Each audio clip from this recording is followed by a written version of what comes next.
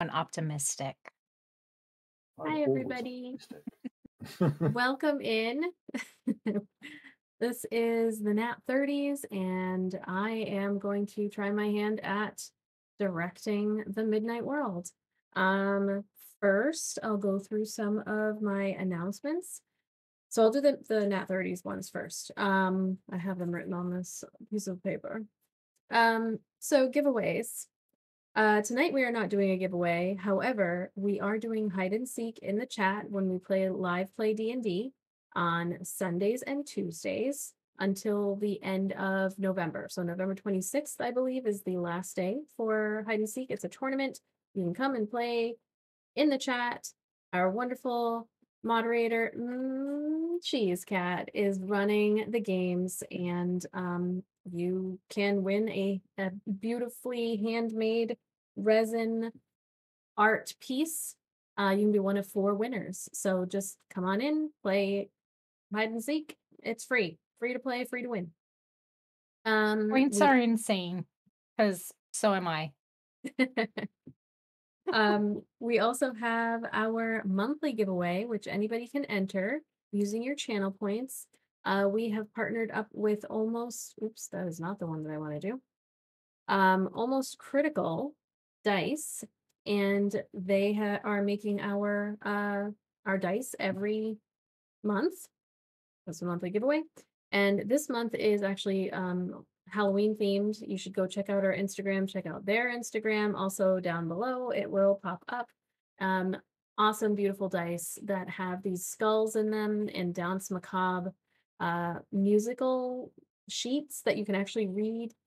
Gorgeous, absolutely insane. We also have our fall themed dice already ready to go for November. So enter as many times as you'd like. Come hang out in the Discord. You can enter there just by engaging in the discussions that we have.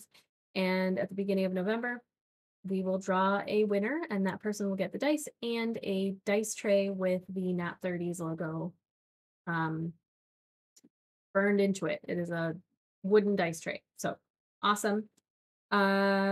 Patrons get an automatic entry into our monthly giveaway, and our tiers start at $1 a month. So everything that we are getting is going towards this moving towards a streaming PC and doing some upgrades to our streaming capabilities, trying to get our studio to be kind of functioning. And so that's where we're sending everything, except for on Midnight Mondays, where we are doing a community cause. And tonight's community cause is, are we um having it extend from the last 2 times? Yeah, we're gonna extend the that one through October, basically, and then All we're gonna right. move on to and see where we're at to try to get as much for the rent for Key Cheese Cat's friend who needs assistance in staying housed and electrified. Basic Yes. basic amenities that should be afforded to everybody. Uh, but yes. Well, I appreciate everything that comes in. We have the link in the chat. You can type exclamation point midnight to see what the Midnight Monday cause is every Monday. And the last thing that I have is nothing else, I don't think. So we are going to do rounds if you all wouldn't mind, and tell everybody who you are and who you're going to be playing tonight. And we can start with Jordan, my right-hand man. Hello, I'm Gavin. I'm gonna be the like I guess like director is my co-pilot kind of thing. This evening, I am one of the designers for the Midnight World. I run generally all the games here on Midnight Monday. I am happy to be able to turn it over to someone else to try to run our system and see how they like it. If you are interested out there in running one of these on stream or even off stream, let me know. And I'm playing Jordan, who is well, he's one of those douchey mid-level management type guys who's like, wears tap out shirts on the weekend and vapes. God, does he vape? Like, he's vaping. Right now. And yeah, that's it. And Bart. Right, I'm Ian, the GM and creator over at Fires Athleen, and I'm playing Bart Haskins, and he is, in one word, an asshole. And we'll leave the rest up to you to discover. And Sally. Hi, I'm Phoenix, and I'm going to be playing the character of Sally Clayton. She's going to be the caterer for the firm, crypto firm. My apologies. Thank you for joining us. And last but certainly not least, Sue. Hello, it's me, Kat. And tonight I'll be playing Sue Baru. I hope everybody enjoyed that. Did it hurt? It hurt when I read it. And she's a roughneck thrill seeker, so she does stunt driving and flies an airplane and is an MMA fighter. That's how she knows Jordan. They were both crypto mining at one of her fights. There you go. Yeah, And have you heard of these NFT things, bro? Yeah, it's totally. I am Izzy, the director for this evening and the DM for our main campaign on Sundays, the Bums of Greenest, do Tyranny of Dragons, D&D live play. And I'm going to be giving this a shot and seeing how it goes. I'm actually really nervous. Um, You got Thrilled. this. You have but no idea. I totally understand you on the nervous part. yes, I am very. Hey, who this? Patty Cakes Aw, 55. thanks. Thank you so much for the Prime sub. As mentioned, everything goes towards our midnight cause on Midnight Mondays. So I'm gonna write this down. We appreciate that. Thank you. All right. So, little backstory here for am I supposed to read this background piece or do I let's see. You don't. Yeah, I guess. It's up to you. Before we begin though, we need to do content warning. Oh yes, Yes. content warning for this evening. There are themes that involve dead animals and dead bodies and a little bit of gore and blood. So just in general, players, if you have any timeouts, there are no judgments. You just say timeout. If there's anything that you have like a hard no, I'm not going to go into crazy detail on anything in particular, but if there are any just hard stops, just let me know and we will stop.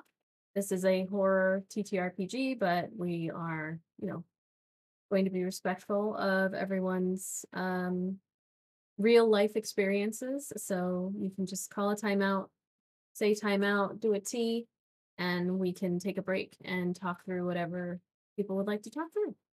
Yeah, and if you're at home, feel the same way.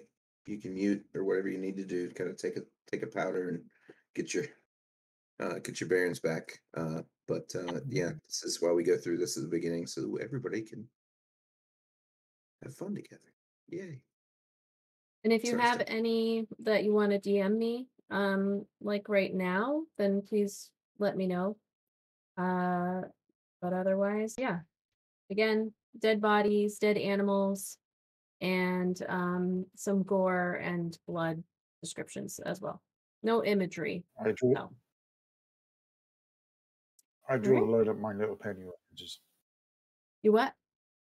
I drew the line Penguins? at My Little Pony references. My Little Ponies. Yeah, I drew the line at My Little Pony. Okay. Okay. Okay. I will not No describe bronies. my Little Pony in any It's a capacity. it's a brony free zone, I guess. Anyway, I'm good. Okay. So this you are all employed at the 2-year-old startup crypto fintech firm called Cryptoprism. Um It is still in the startup phase. It has not reached all of the funding that it needs to move past and into its series A or B or whatever the first series is in the series. But and you all really kind of don't know exactly what it is that you do there, except it's crypto. There's a prism involved in some capacity, hence cryptoprism.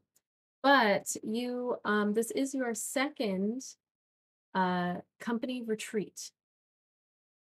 And the company retreat, this is going to take place over the course of a single night. It is 2012, and you are at the Sixth Ridge Scout Reservation in Caring, Ohio, which is not a real place. You all know each other pretty well at this point. You've been with the company, some of you since the inception, some of you more recent, but they really haven't had much in the way of budget to hire new people over the past 6 months or so. So you're at least 6 months in. This is a camp out that is sponsored by Cryptoprism's employer. Your CEO is not on this trip in particular, but it is meant to be a team building exercise that is out in the forest, and it's a sleepover with the stars and nature all around you, and it's meant to be like a building camaraderie amongst you. So how do you all know each other? What's your roles at the Crypto Prism FinTech, where they make good things better? Slogan. I came out that slogan, bro. You know that, right? Yeah. Like, I mean, how can you even argue with that, right? Like, You can't. right? I mean, seriously, You like just take a donations, good like, thing and make it better. yeah, And that's why we totally rule over marketing and PR. yeah. It's why they made me VP of Good Ideas. You know, Fuck like, yeah, they did. bro, like, I'm Bro, taking this company all the way to the top. fist bump. Definitely, lots Ow. of fist bumps. Oh, yeah. Like every other word, third word or so. Well, if I may interject, but could I interest you in some refreshments? I know we want to make things better, so food always helps.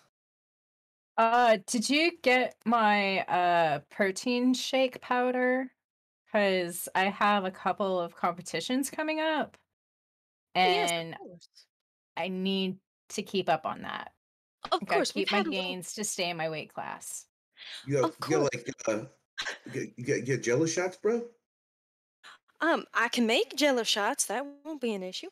As for your protein powder, ma'am, the protein powder is a little bit backlogged on the back order, so it might be a little while. But I know I have some lovely, tasty treats that I could whip up for you to help you stay in your weight class. Just throw down like 4 chicken breasts, 2 cups of broccoli, and 1 cup of brown rice. I'm on it. Would you Thank like you. it seasoned or just Nah, plain? just Okay. throw a little lemon juice on it and call it done. Skinless, broiled, nothing fancy. No Okay. oils, none of that. Sure. No Thank worries. you. I can do that. And for you, you want the Jello shots, and can I interest you, sir, in anything? I'll take some Mountain Dew and how many Pringles have you got? I have a whole box. We're going on this retreat, Uh, so I made I'll, sure ta- that I put a lot I'll aside. take the box, please. You would like the entire box? Well, okay. Yes, please. I'll make sure that I order another box the next time we go on a retreat, because I only brought one.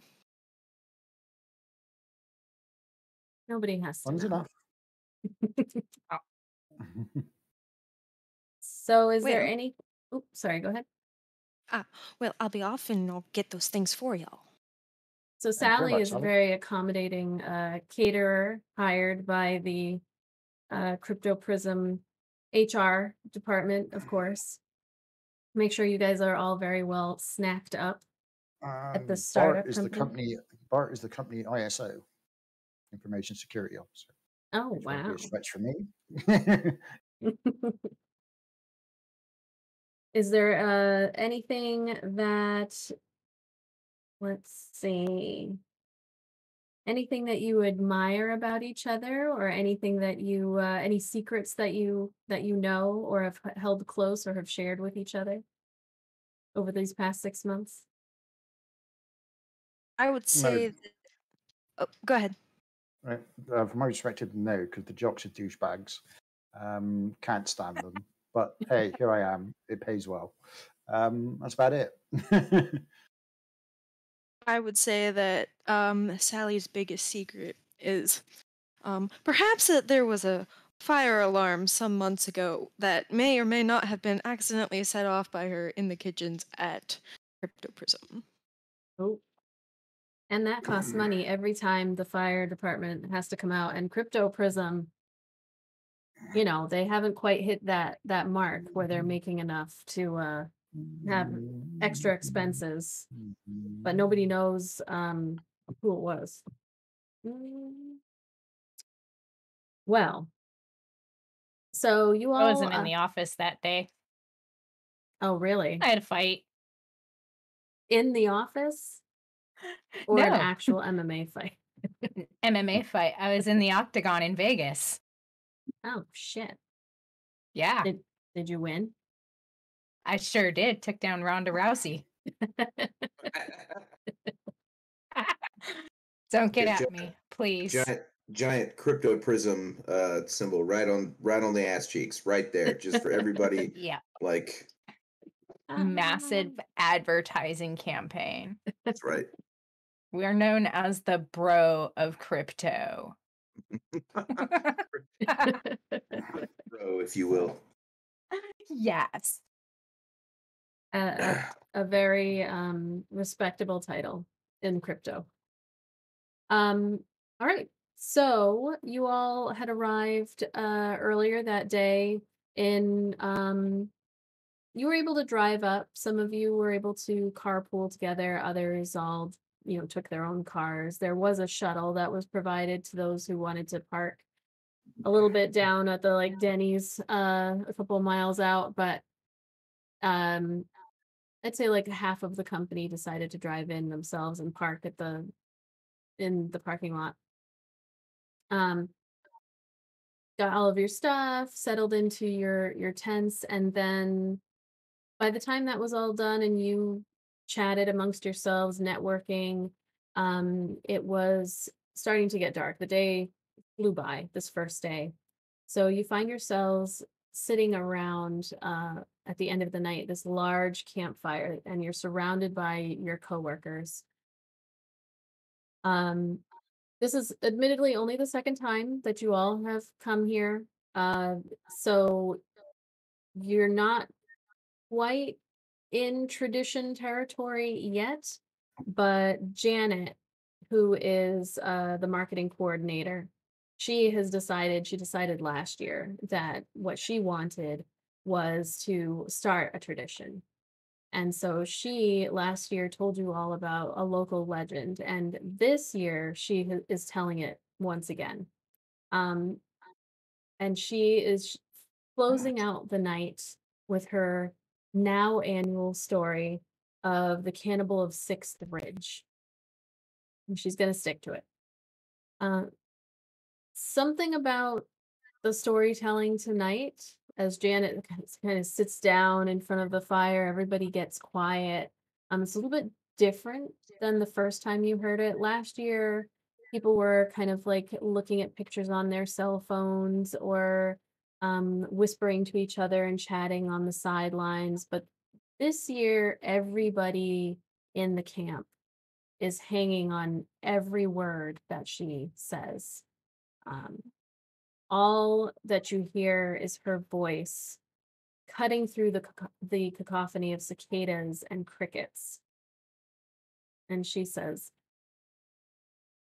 "The legends say that a group of hikers spent the weekend at Sixth Ridge over a decade ago. venturing far into the wilderness and off the beaten paths. Not much is known about what befell them, but none of them ever returned.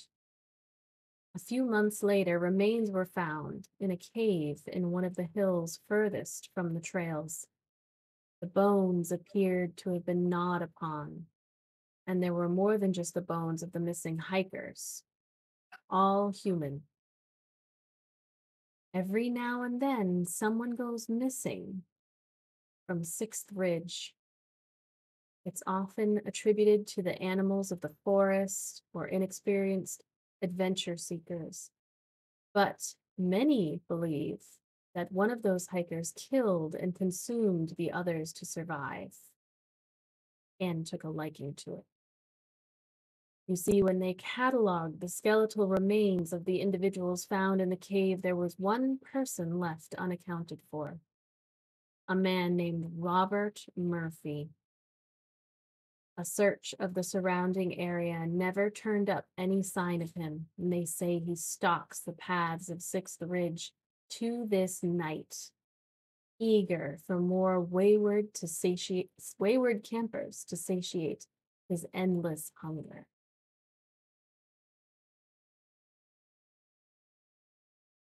And she just Like leans sidebar, back. that was actually the character name I was going to go with, so I'm pretty glad I didn't pick that one.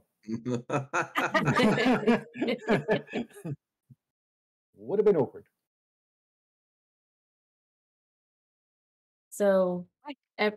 sorry, go ahead. Go ahead. You first. You all, one person kind of you see on the side, one of your coworkers, picks up their phone, as everyone's sitting there silently, kind of awkwardly looking at Janet, who has like this weird smile on her face. They pick up their cell phone and go to like make send a text message, but they're like, oh shit, I don't have any reception out here. Anybody have reception? And everyone around is like, No.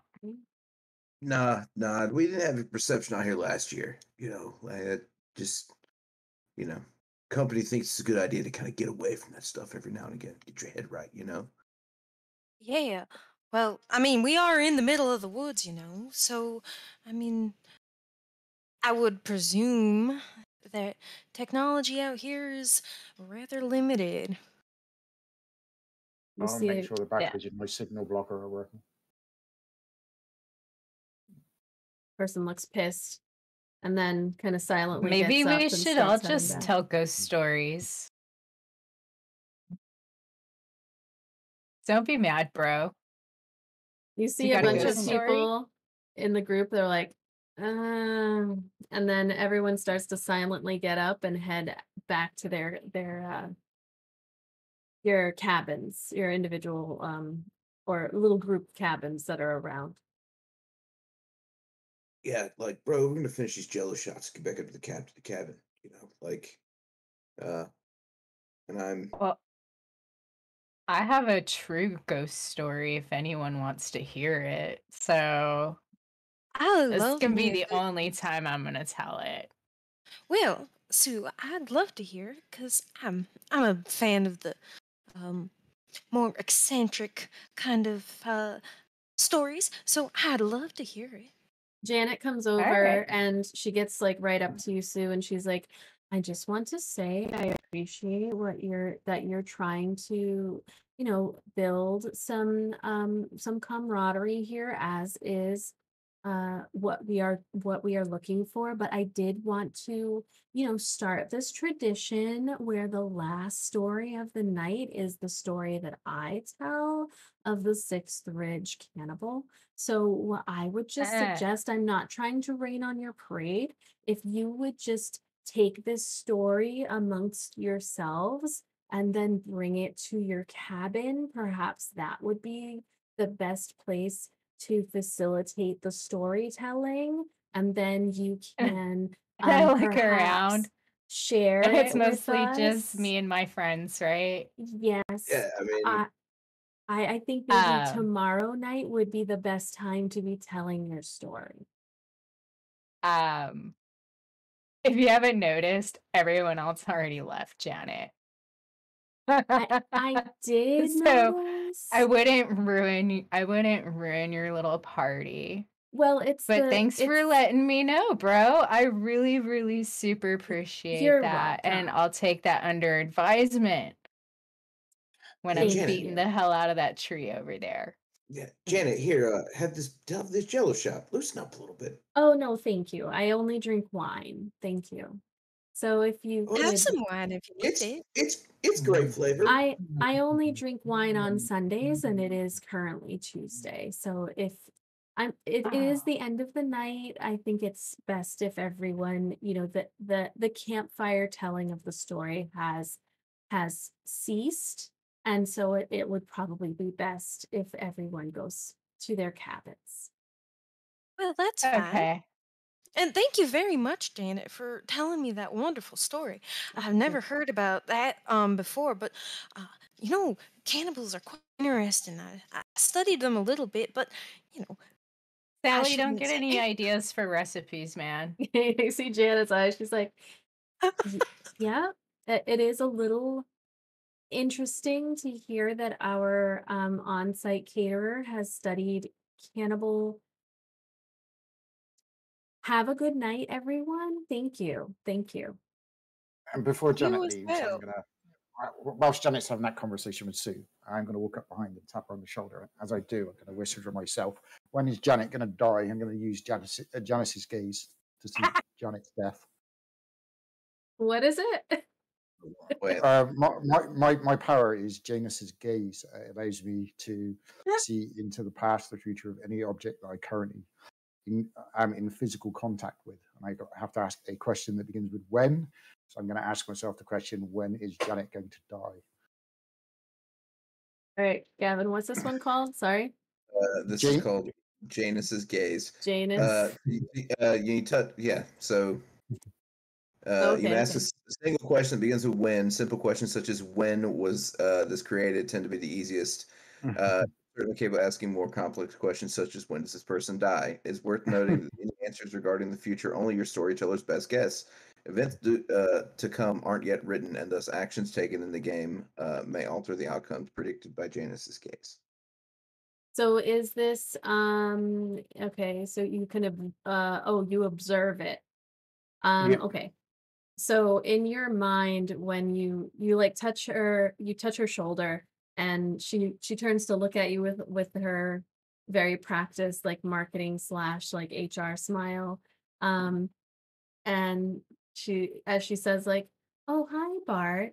You see this image flash in your mind of her just screaming, and it's it is the nighttime. It is tonight, and she's screaming and running, and her eyes are wide, and she looks behind her, and then suddenly is cut down.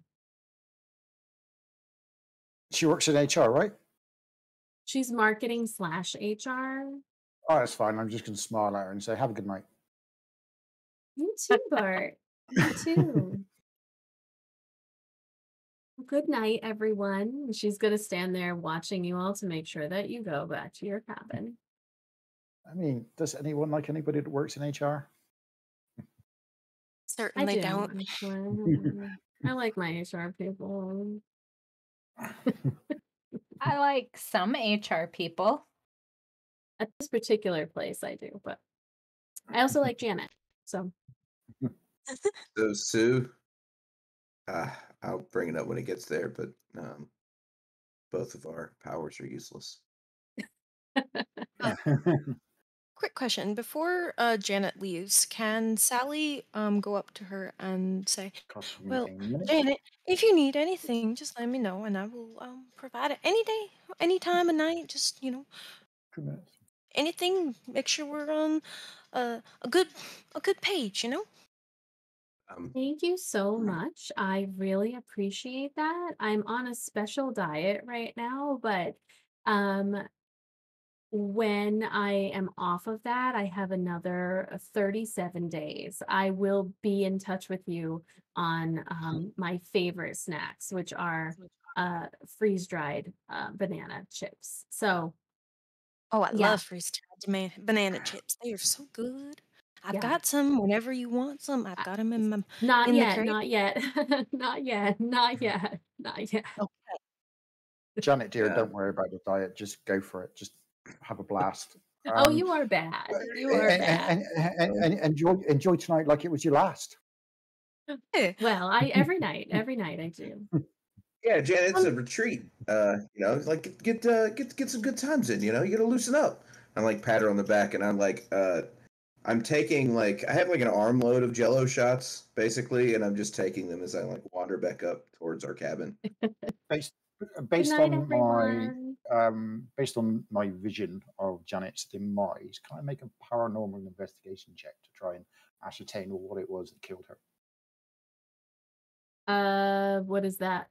Paranormal. I have a cult, and my specialty is paranormal investigation. The Because one thing I'll I say about Janice's gaze is you do not see anything outside of just her as the object. So okay, fair enough. right, so whatever happened to her, you would see, but not what actually did it. Yeah, you just saw her running and then she turns to look and then she just falls. Death by falling. She looks afraid. Um, He would be told whatever wounds she may have too. I think that was how that would work. So if the object was or broken or something, then he would see that the condition of oh, if you okay. want to throw So he said yeah. yeah, she gets cut down, so you kind of see slices. She gets cut as if by a knife or some kind of slicing object. Okay, a man-made object as opposed to a supernatural object. Oh. Fair enough. I don't think you would know that, right? Not necessarily. You wouldn't see the object. You would know there'd be a slicing in her body, but that's about it. If you were absolutely looking at the body itself, that's when you could make such a determination. But this doesn't give you the full scope. It's just a 1 minute power. So Oh, a oh minute. my, Ooh. yeah, Okay. and 1 minute. So you all head back up to your cabins. Or your cabin. It is a group accommodation. It's still only a 2-year-old company, but they did a lot of hiring right in the beginning. So there's about 25 to 30 of you. And each cabin is sleeping anywhere from 5 to 6, and there are about 5 or 6 cabins that you can see. So when you enter into your cabin, it is a 6 bunk cabin. And there you see Kaylee from recruiting and Liam, who is also from marketing, are already getting their stuff set up. So you come in and they're like, "Hey guys, Hey. Cryptoprism, woo!" Woo! Hello. Yeah, and I'm handing out Jello shots. Oh, sweet. Thank you. Yeah, God, Janet's such a bitch sometimes. Oh, I wanted to Hey. tell my ghost story, and she's like, "Eh, it has to be my story that's last. See, Where, don't worry where, about it. where?" And there See, was don't no worry one about else it. around to hear it anyways. Seriously, don't worry about it. You'll get to do it next year. Fine. Well, if you want to tell me that ghost story, we're in a private room now, and Janet's not here, and I do like me a good story. All right, And we was everyone grab like, a couple of shots. You want to hear? Janet's kind of my boss, so yeah, I'd appreciate just sticking to the story. Let's hear that story. So this totally happened, guys, okay? I'm not even kidding. So you guys all know that when I was 14, my little town that I grew up in basically burned down, right? There was that wildfire that went through Central Oregon and it just wiped everything out. Yeah. Totally sucked. So there was a few days after the fire was finally out and we were allowed to go back. And I found myself exploring one of the old rundown houses. And dudes, I shit you not, there was a pair of dark glowing eyes that were burning like embers, and it was coming at me. Like it wasn't just coming at me like, I'm gonna get you, but like it was stalking me, like it was hunting me, guys. Like, it was Oh my. so crazy. So all I could do at that time was just like get into a low fighting stance and get ready. Like Right I on. was gonna tackle that beast. Yeah, man, I'm not gonna go down without swinging. Fuck yeah. So there wasn't really much around because, everything burned down. There wasn't even like some rebar that I could grab. All that was like melted down. So I was like, all right, gonna have to like square up with this beast, whatever it is. And then this is the craziest thing. It changed right before my eyes into just like some dude. Like some rando dude that looks like every other rando dude on the street and walked away. And yeah, I guess you could say that's what got me into fighting and just taking life by the balls and being like, you know what? You're mine. I own you. Grab those balls, dude. Yeah. Yeah, like, yeah, that's what that's what crypto is all about. It's about Grabbing grabbing life by the balls. cyberspace by its exceptionally expensive balls and Yeah. squeezing all of the cash out of it that we can, and also selling a lot of NFTs. Oh, Yeah. that's going to be important too, bro. Like projections are looking way up. Yeah. People are Sally. really digging on post-fight pics. Those NFTs have been selling like hotcakes lately. Sally, Sue, I have a question. Yeah, Um, Sue? Sally? Sorry, I think that jello shot has affected my head a little bit. But I got a question. When was that? When you saw those glowing eyes, like how far long ago was it? You said you were Geez, that was like 14? what, 14? So yeah, that was like, I don't know, like 14 years ago, 15 years ago now, yeah. Well, it's kind of interesting because a long time ago, I saw a pair of glowing eyes myself. Oh It, shit. yeah, same kind of description as you just said. These glowing eyes with them burning embers and stuff, and they came at It's me. That was a long time ago for me too. I was in Europe. I was up in the up backpacking, and I saw those eyes when I was in a building I shouldn't have been in, but we don't have to talk about that. Um, That's uh, crazy, man. I wonder if it's just like some kind of weird shit with buildings you're not supposed to be near. yeah, man, I totally get that. I probably shouldn't have went up there with that nice young fella. Anyways, ooh, I Sally. remember I got my secrets. Um, when when it when it was coming for you, did it like babble at all, Nah, or it was was it just just reaching quiet. for? Oh, It was just quiet, like, it was just like, it was stalking me, like, you watch Discovery and stuff, and you watch, like, how the lions, they're all sneaky, quiet, stop, I don't you really don't like see those. me, I don't like. sneaky, quiet, stop. Yeah, that's just what it was like. It was crazy. That makes me While you were feel doing real that, uncomfortable. while you were doing that sneaky quiet thing, I was like kind of like like dancing as I like to the rhythm of it and taking more jello shots. So, Gavin, would that be the kind of thing that would trigger for the person who has that movement of predatory animals? Like the description of No, that, would because that be we're enough? that's director discretion, but I will Mm, tell you that what we're coming up against, they do the entire time. yeah.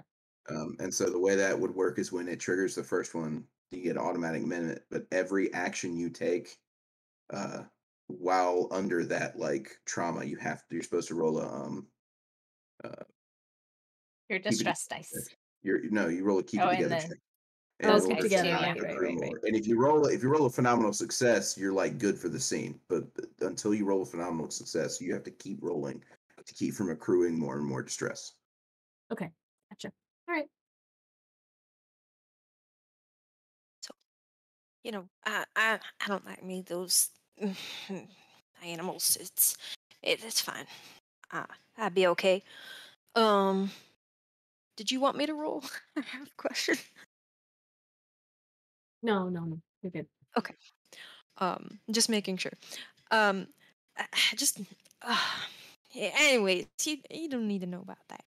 Um, but like, you know, this creature that came and I saw with those eyes, it like tried to reach out to me and like try to take my hand. I felt like it was Mhm. almost like death itself. But then, you know, when being silly, I tried, it just disappeared. Did it disappear for you at all? Well, it just like turned into a dude and walked away. Like it's like a normal looking dude. Most normalest looking dude that was ever a normal looking dude. Well, It mine sauntered just off like it wasn't nothing. mine just poofed into thin air, I guess. I felt real weak and like it didn't help my mental health any, but I just wanted to make sure that when I'm around people now, I guess if I learned anything, is I don't want people to feel weak and frail like I did.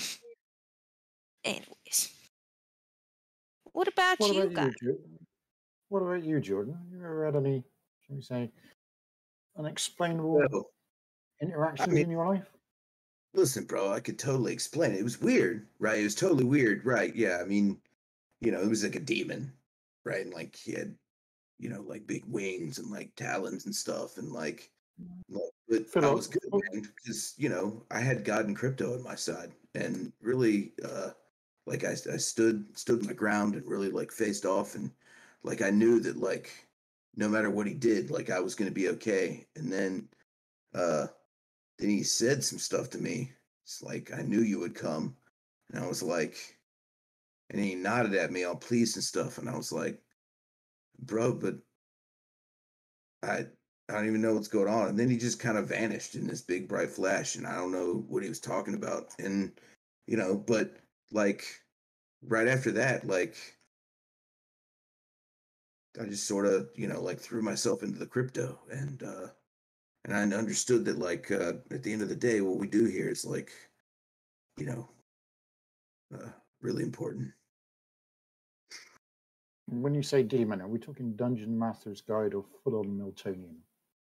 Uh, well, bro, I gotta be honest, I don't know what either of those things mean, but like have you ever seen Angel? Yes. Yeah, like some of those, I guess, like wings and like the stuff you see at like those old churches and stuff that you know. Well, yeah, Interesting. Bro, you're so strong in the crypto faith. bro, bro, like God and crypto on my side, nothing could stand against me. You're damn right. I mean, you're right, man. Yeah. Yeah, Ugh, I'm so glad I got you in my corner every time I go fight. yeah. Tell me about it, bro. I'm so glad I get to be in that corner, right? Like, and I dap, Yeah. reach up for the Dab. dap, and Mm, like, Liam look, does bro, I'm too. He gonna, like goes in for it. Like, after. like Shit, I the never leave a bro hanging. Tridab. You never leave a bro Boo. hanging. No, you never leave a bro hanging. That's just not okay. So Can I and I can I literally make go and like I go and like fist bump everybody. I'm like, I'm gonna hit the hay, bro. Like go up and kind of like go around the room. Can I make a keep it together check on the grounds of all this crypto faith nonsense is making my Jediism go mental? Sure, go ahead. Okay, so what have we got roll? I have no idea. What is That that is roll? okay. That is a resilience plus metal check. Is your keep it together? So that's one of those and two of those. No, it's three of those. Oh, 1, 1, 2. There we go. 1, 1, 2. Yep. So is that just 0. 0 is 0. means that you're good, right? For the most part. Yeah. Well, yeah. 0 just means that you're fine. If you got a negative, you would actually take in minutes there. But in a situation like this, that's pushing my trauma trigger. Is this actually your? Oh, if it's your trauma trigger, then yes, you take a minute. If you get a 0, you add a minute. Oh no, yeah, because you're wandering around with supposed crypto religion iconography, which would certainly push my trauma trigger. Yeah, you guys are blaspheming That's 3 minutes. Jediism. All right, so you all finish up your chat. Kaylee and Liam get into their bunks. The bunks are set up like there are 3 of them against each wall, one against each wall, and then the front door wall is open. There is no bunk there, so there's 2. So somebody's gonna have to sleep on the top.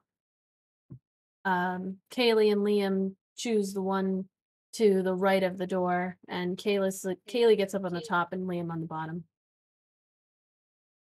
What's your sleeping arrangements? I mean, I'm always on the top bunk. Top bunk, bro. I would take the bottom bunk beneath Jordan. If there's another top bunk, I don't mind. I'm fine with it. Slept on the top bunk for all my life anyways, so. Looks like Sue is under Sally, and Bart is under Jordan. You all Right. get yourselves situated and turn out the light. When you do turn out the light, it is pitch black in the cabin, which is actually really, really nice because much easier to sleep that way. Oop, Gavin, did we lose you? We did. Yeah. Did you lose me or you lose my picture, I think? Yeah, just your picture. Just your picture. I'll switch it up.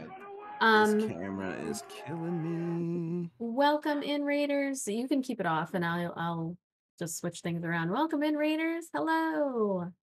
Hello. Hi. Hello. We have some storms messing up our cameras real quick, but welcome into Carney Sideshow. We appreciate you. We are doing the Midnight World Horror TTRPG, and we were about to enter the first turn. I am going to fix our cameras very quickly, but thank you for the raid.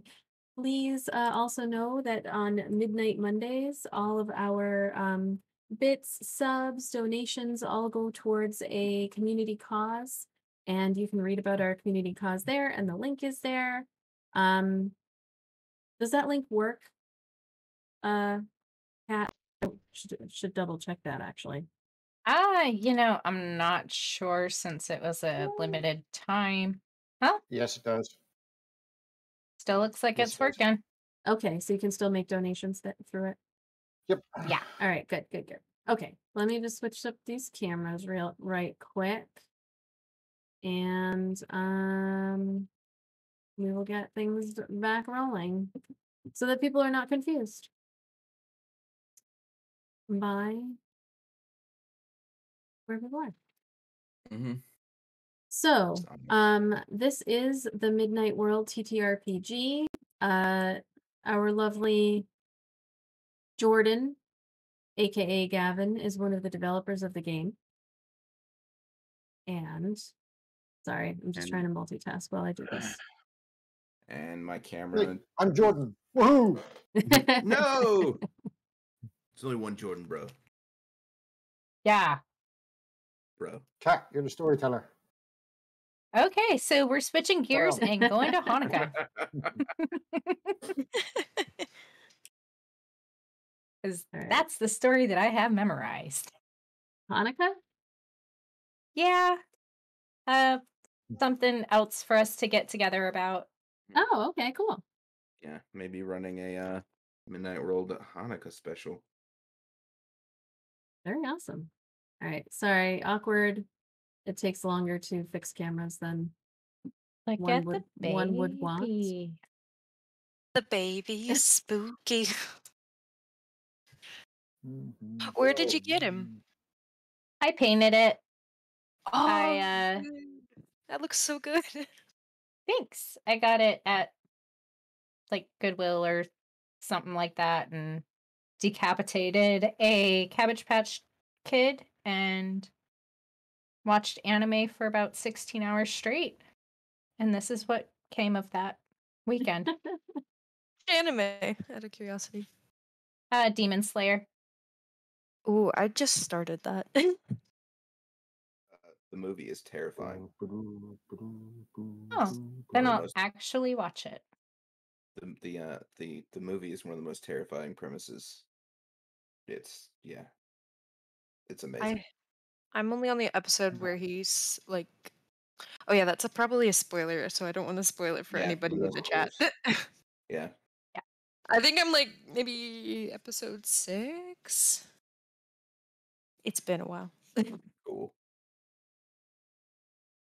Thank you all for your patience. I am going to transition this over. I'm And Izzy. I live back east. there we go. I Thank you, have a Izzy. garage that has 50 million kayaks. That is a lot of kayaks. Okay, We that's don't have actually that me, and I wish. Okay. All right. So you all go to sleep. And it is pitch black in the room, which is really great for trying to get to sleep. It is really the best.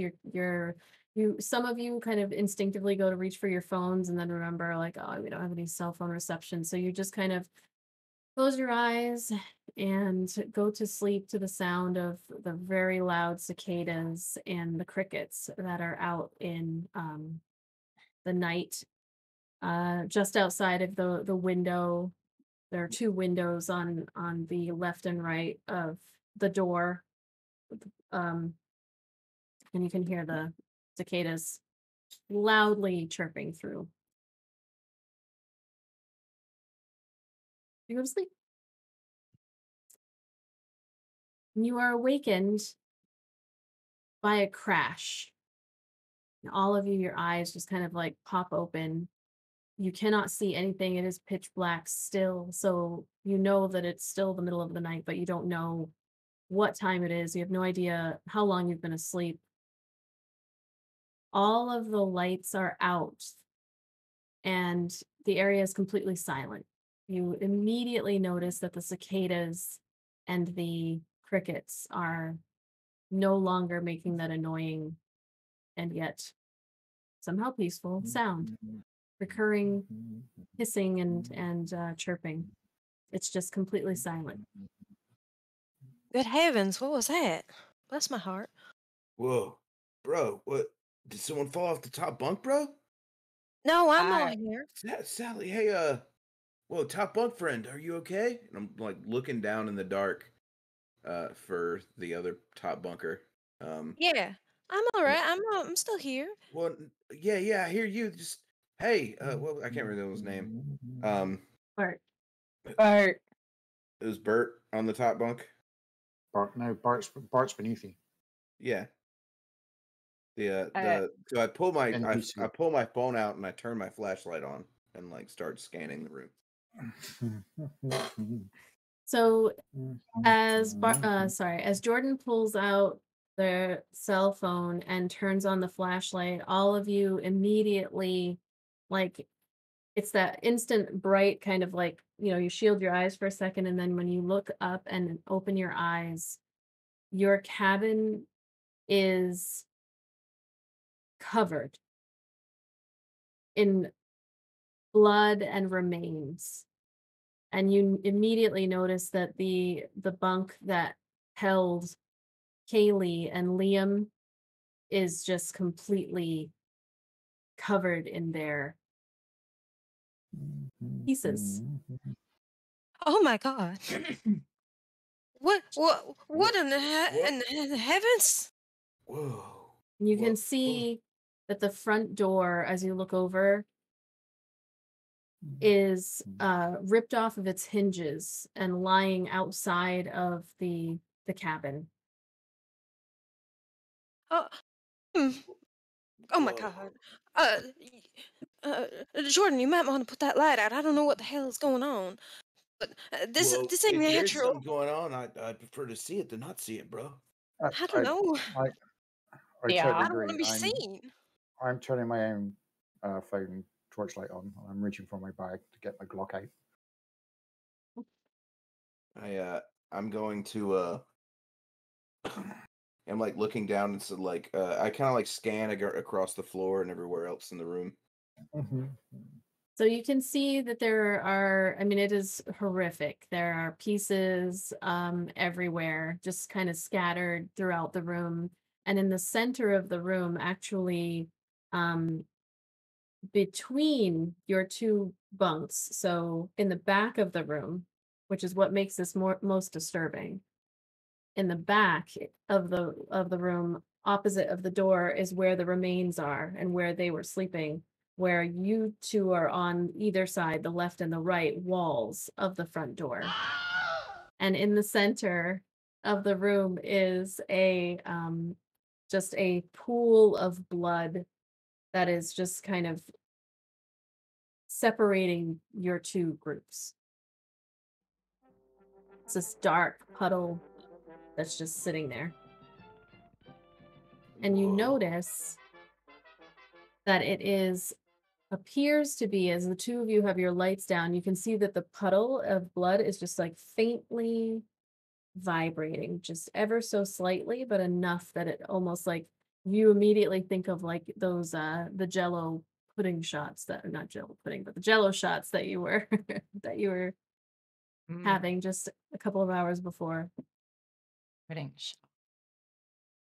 Good. don't know what to say. What was in those jelly Even shots, Sally? Hey, it was just vodka and Jella. It's nothing nothing particularly bad. It wasn't like any like drugs or nothing. It's I don't know. Someone tamper with them? I don't know. Oh my god. Liam Whoa. Kaylee, what the hell? Okay, so I'm not on DMT, bro? Nah, No. dude, we didn't take any last night. Shit, bro. We ran out last time we were in Chicago.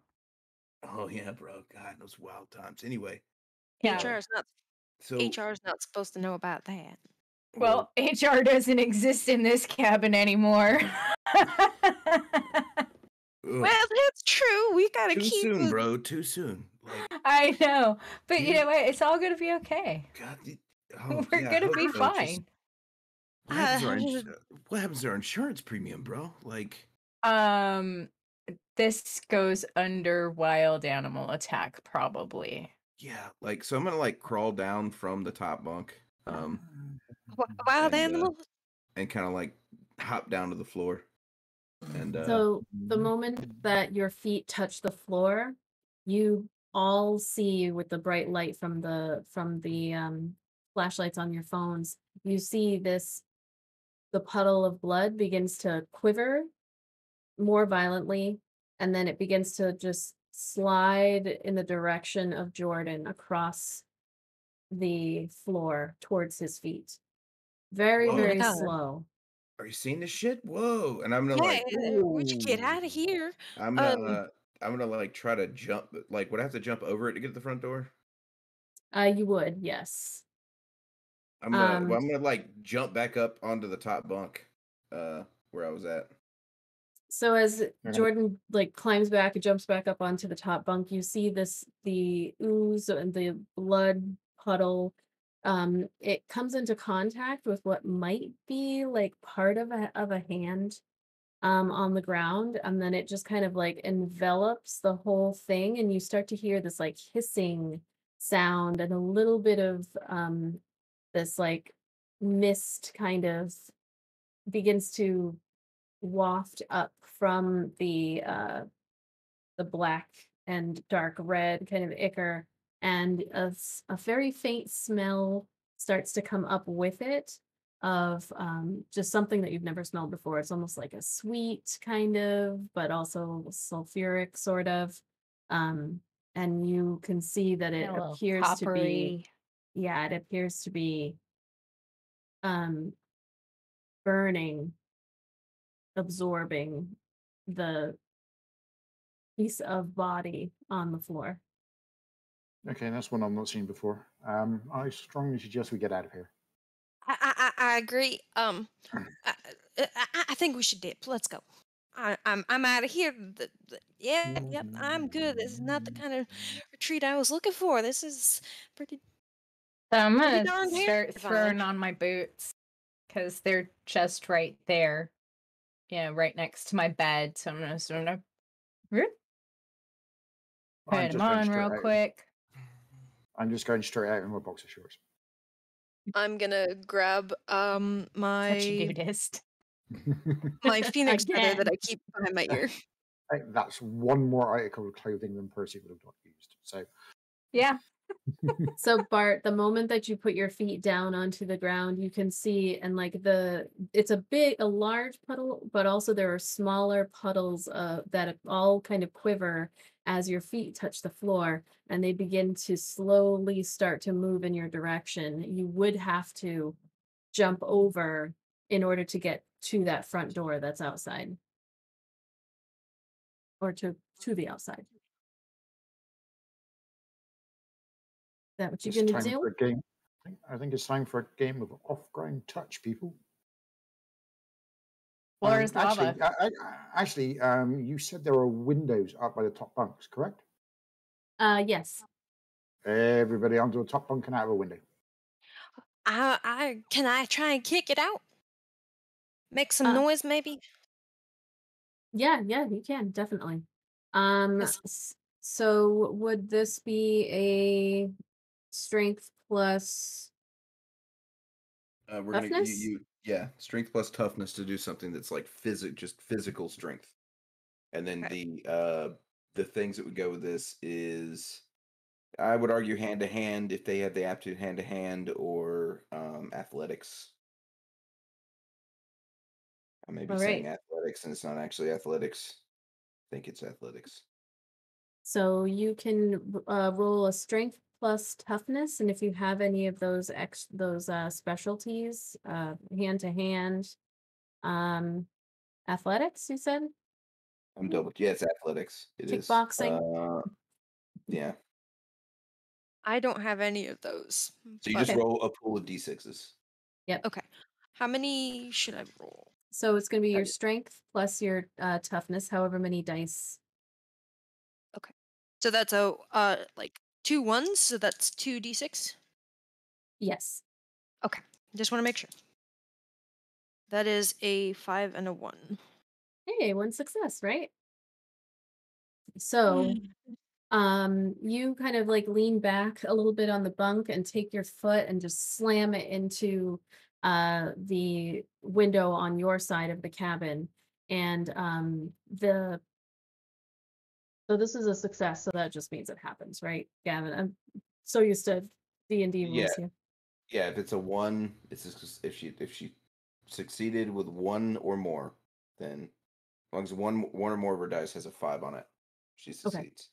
So you just like kick the side out, and on your side, these are just kind of simple this campsite is probably used by kids throughout the year. Nothing crazy. So there's like a bug screen on it, but kicking through it, you easily break the wood and it falls out, tumbles out, makes this loud clattering noise as it hits the ground. Well, okay, we should go find out if any of the others are all right. Let's go. Come on, out this window. Let's go. Come on. So Sue, you were on the same side as Sally, but Bart and Jordan, you're on the opposite side of the room. So I wanted to Come on. actually see if Do there we have was a a window? difference between biological material touching the floor and my boots touching the floor before I go climbing up the bunk and out the window. Not that I'm concerned about physical stuff, but So your boots are on your feet. yep. So you put your feet down on the ground, and when you do that, you see again the quivering, and it begins to move in your direction. All right. So, yep. Pull up and climb and scurry. Okay. I have a Is quick there- question. Does Sally see anything outside the window as she's like trying to climb out? It is very dark in this moment. So I'll say as you're kind of poking your head out to look, Bart and Jordan, what are you guys doing? Is there a window above our bunk? Yes, it's Yeah, kind of I'm mirrors. gonna kick out the same thing. Okay. Oh, come on, bro. Bruh. Bruh, I'm handling it, bruh. Don't worry about me. 5 successes. Okay. So that's If bra kicking is out the last word window I ever hear, I'm without taking you with me. any sound. Well, how was Jordan trying to kick the window out? Like silently or just like mean, "Bleh." what? I have no real evidence that I need to be quiet right now, so I'm just trying to kick open the window. Like that was kind of my Okay. goal. It's like bam. So yeah, like leaning back and then almost like giving a wink to Bart, you just like slam against this window. It goes flying out and like clattering probably You can- 15 you can- feet. Respect can the wink at game, me. bro. He can wink at me all he likes, and I'm just going to look back at him going, they have latches. It's true, they did. They had latches. We ain't got time for latches. We have 2 dead people here in the cabin. We need to get out. Latches just take time. Kick it. Boom. Let's go. Clutch. Yeah, bro. Listen to the caterer. Jeez. I'm gonna like crawl out the window. You notice that Sue, when you pulled your feet back up, the ooze just kind of stopped and was just by itself, kind of quivering very, very slightly and had stopped moving. And also you noticed that that piece of hand was like almost gone. It had pulled itself off to move in your direction, and when it did, it revealed that there was just like a little bit of bone left, little pieces of bone left on the ground. Okay. Yep, go ahead.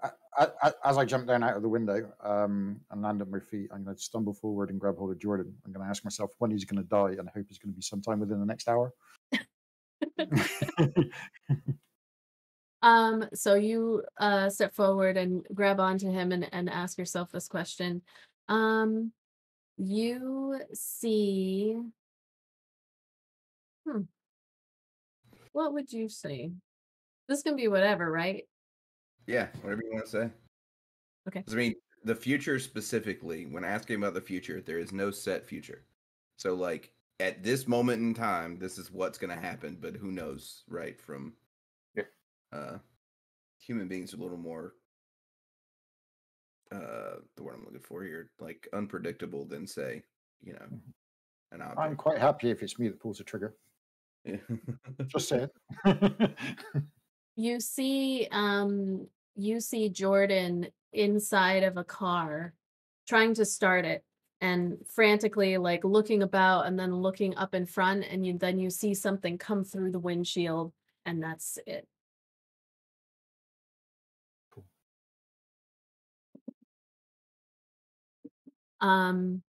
Sally and Sue on the other side of the cabin, um, you come out of the window and hit the floor, hit the ground. Um, you all are on separate sides of this cabin now, but what you do know is that the campsite is set in the middle of a clearing that's surrounded by dense woods. There's a winding, fairly narrow path that it could fit like 2 to 3 average size human adults that are walking side by side. It leads through the woods towards the parking area. It's about a 10-minute walk um, to where the cars are parked. Um, and the camp itself is really well kept. As you look around, it's still very, very dark. There's looking up, you can see that there would normally be moonlight in this like clearing that the campsite is set in, but the clouds have covered over, and so it is just very, very dark. Um, you can see a row of cabins in like a half circle around the central fire pit. There are cables that are wired from roof to roof that are all connected to this um, a gasoline powered generator that's next to the largest central cabin. Looking all around you, you can see that the perimeter is surrounded by densely packed trees, thorny bushes, thick patches of ivy, and other plant life. And let's see, inside of the woodline, the light is far less capable of reaching due to the heaviness of the canopy, and the moonlight that is being obscured by the clouds is only reaching a few feet into the depths of the forest. You know that the management cabin is the largest of the shelters, with more rooms and separate quarters than the rest of the cabins. And you know that there is a generator that would be something potentially helpful, as you all are on the like furthest side and you need to make your way to the central cabin or to the parking area. You know, again, that it would take you about 10 minutes on foot to get to where your cars are parked. I have a question. Can how many times can I use the dread manifestation? As many times as you can spend for it. Yep. Okay. So as long as you can add a minute to your clock, and since we're locked at 11 minutes, that means you can technically use, but you'll gain minutes through other ways too. So Okay. Um, can I use um what is it that I have? Hold on. Can I use Shadow Pierce to see what's like everything around me in clear daylight? yeah. Shadow Pierce. Okay. Such change, focus sustained for the briefest. Confirming 30 seconds. 30 seconds? Yeah, it's 30 seconds. Oh, it's a 30-second long thing, but it doesn't cost you 30 seconds. No. It's Okay. the timing of it. The way that some of the timing stuff is off. Generally, what I like to say is that it lasts for however long you decree it. So like if during this next section, you want to like end it after that. I usually let it last through the rest of the like scene, but it's however you want to do it. Okay. So, Sally, you take a moment to focus, and as you do that, you can like suddenly your eyes just almost like gloss over very quickly with this white, and then go back to their normal color, and you look out and can see that everything. It's almost like broad daylight, and as that's happening, everybody begins to hear this soft clicking sound. that is heard. It's emanating just from out of sight beyond one of the furthest cabins. So you are on like the other side of that semicircle with the management cabin in the middle. Just on the other side um, of the furthest cabin, you hear this clicking. And Bro. oh, go ahead. Bro, what's that I noise? don't know. It sounds like clickety clackety clock. I kind of, We should probably not go that way. I kind of like poke my head around and like start clicking, like back Hey, at it. don't.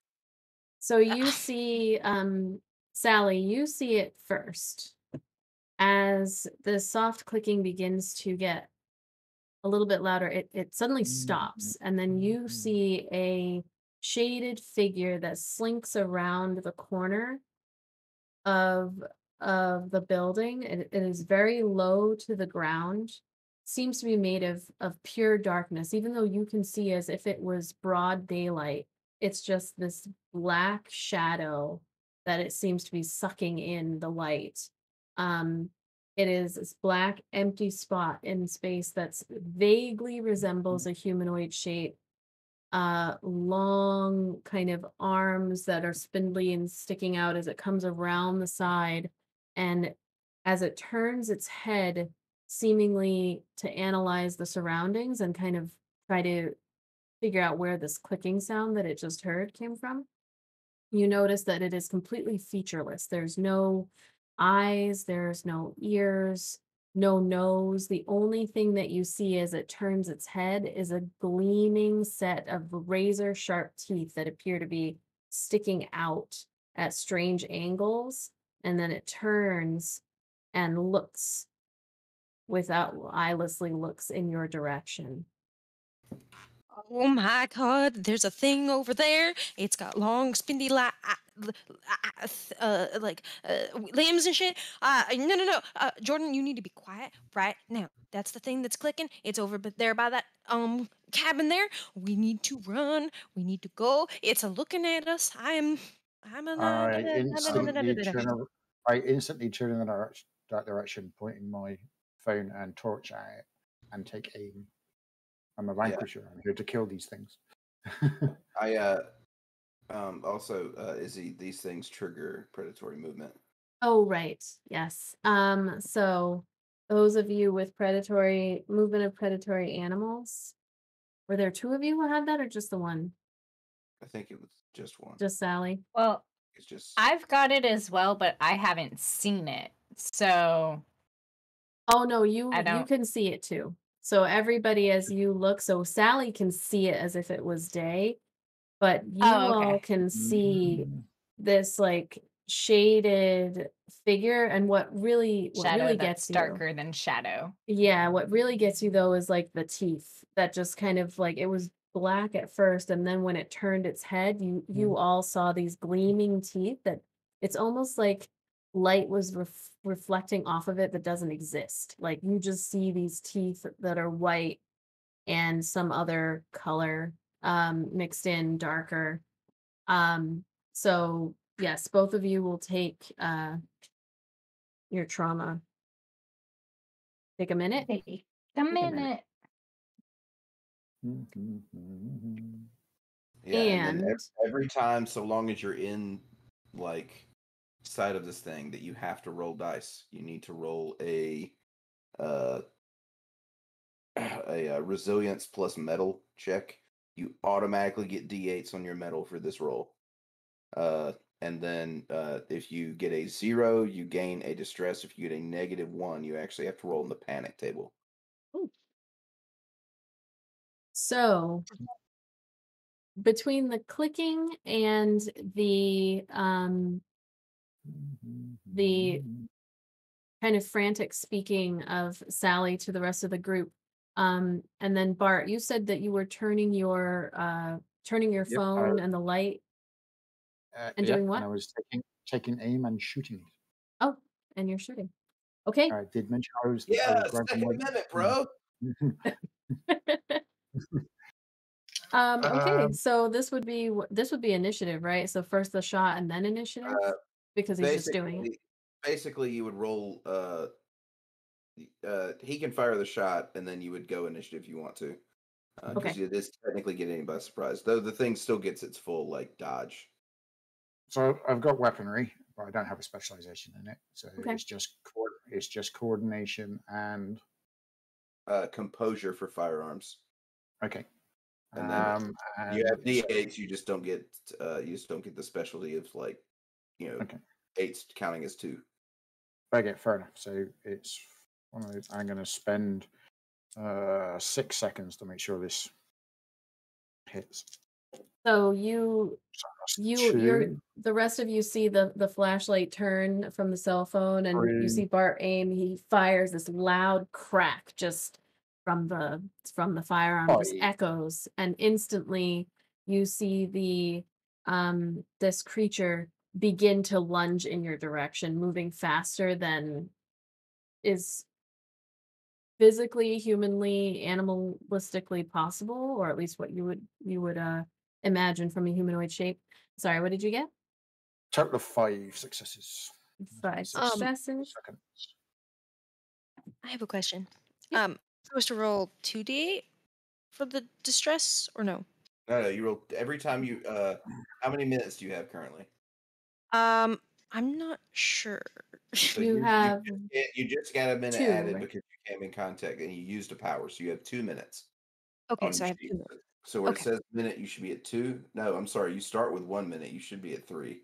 Okay. Everybody starts with a minute, so you should be at 3. That means you have 1 distress die. So click off one of those boxes for distress die. Now, every single roll you make, you have a D4 that you add to that roll. If the D4 shows a 1, it takes away 1 success. Okay. This includes your initiative roll right now. Okay. So that's 3d6. Okay. Intuition plus vigilance is your. By the way, there are, if you have tactics or what was the other one? Or a combat skill of some sort. I have you marksmanship D8s. archery. Does If you have that marksmanship, you actually get a D8 on the initiative roll. So Okay, you're so that's yeah. 3d6 and then 3d8, right?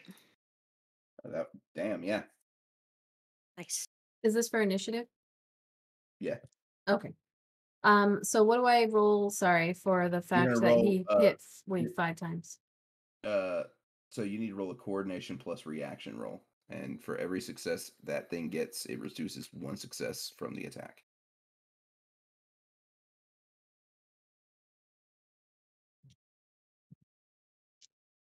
Wow. Okay. Yeah, so you hear this loud crack, and that was 4.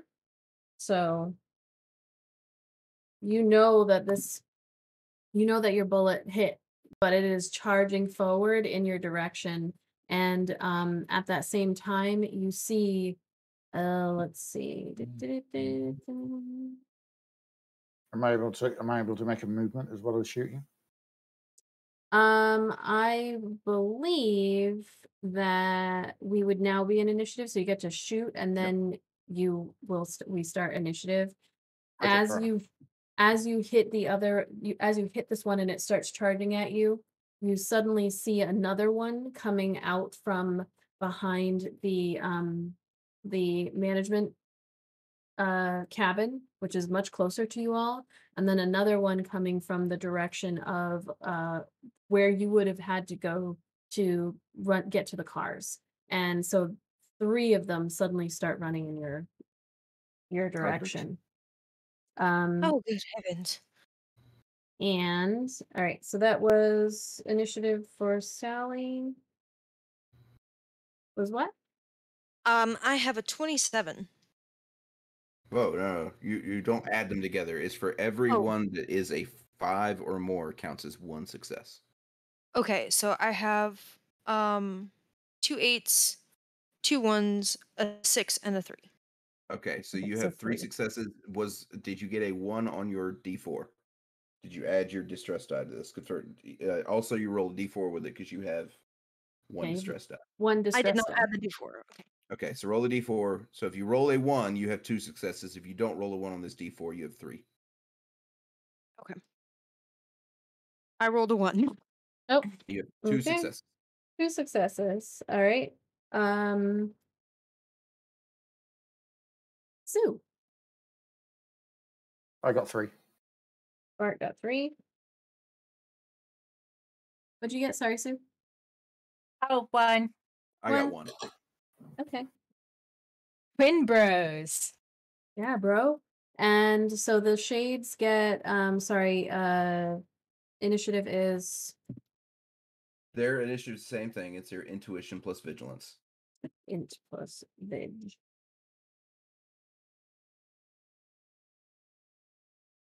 All right. Intuition plus vigilance. Okay. They got 0. Or All right. what minute? What minute did we pick up our first distress dice, David? 3 minutes, right? 2. At Oh, 2 2 minutes, minutes. you get your first distress die.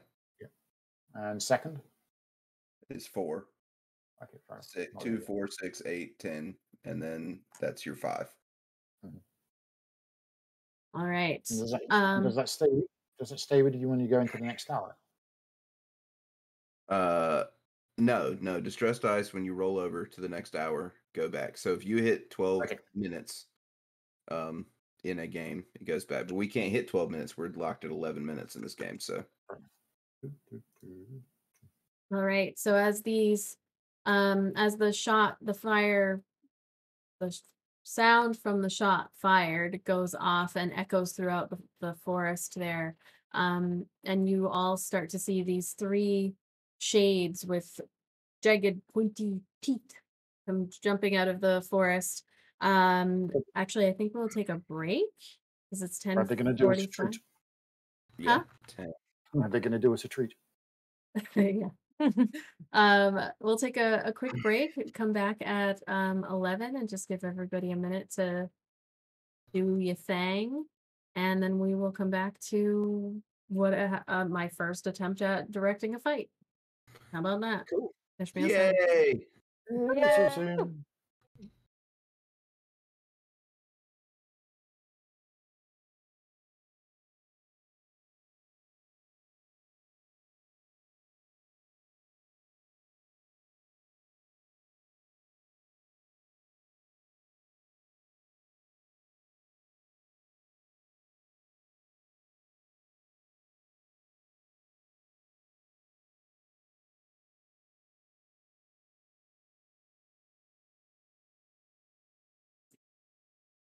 It carried over.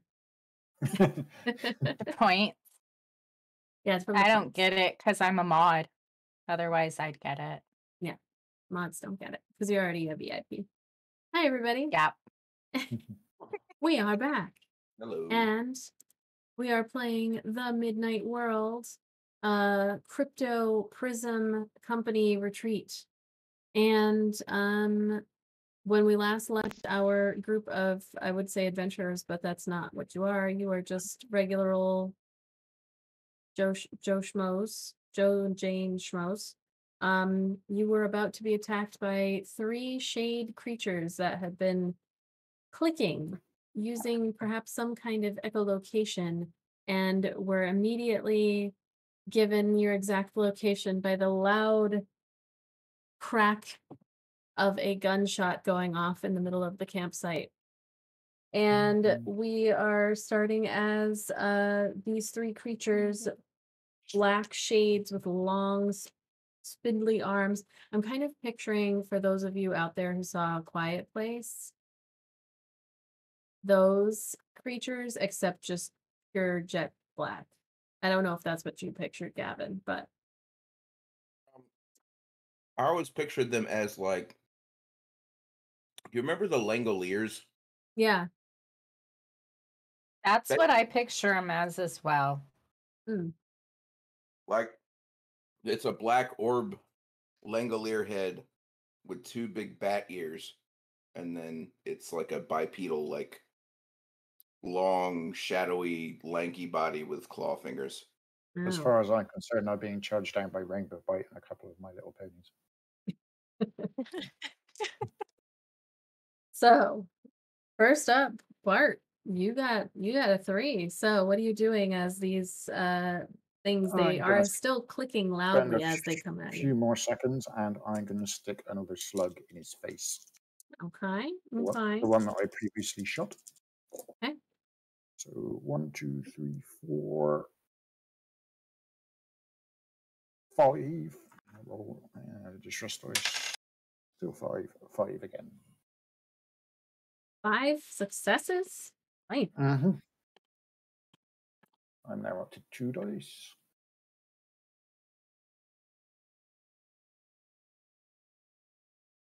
All right. Well, that is 3 more. So you hit this thing as it's running at you. Okay.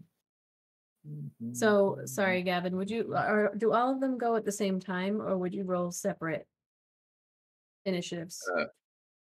Okay, it depends on you. What I'll do occasionally is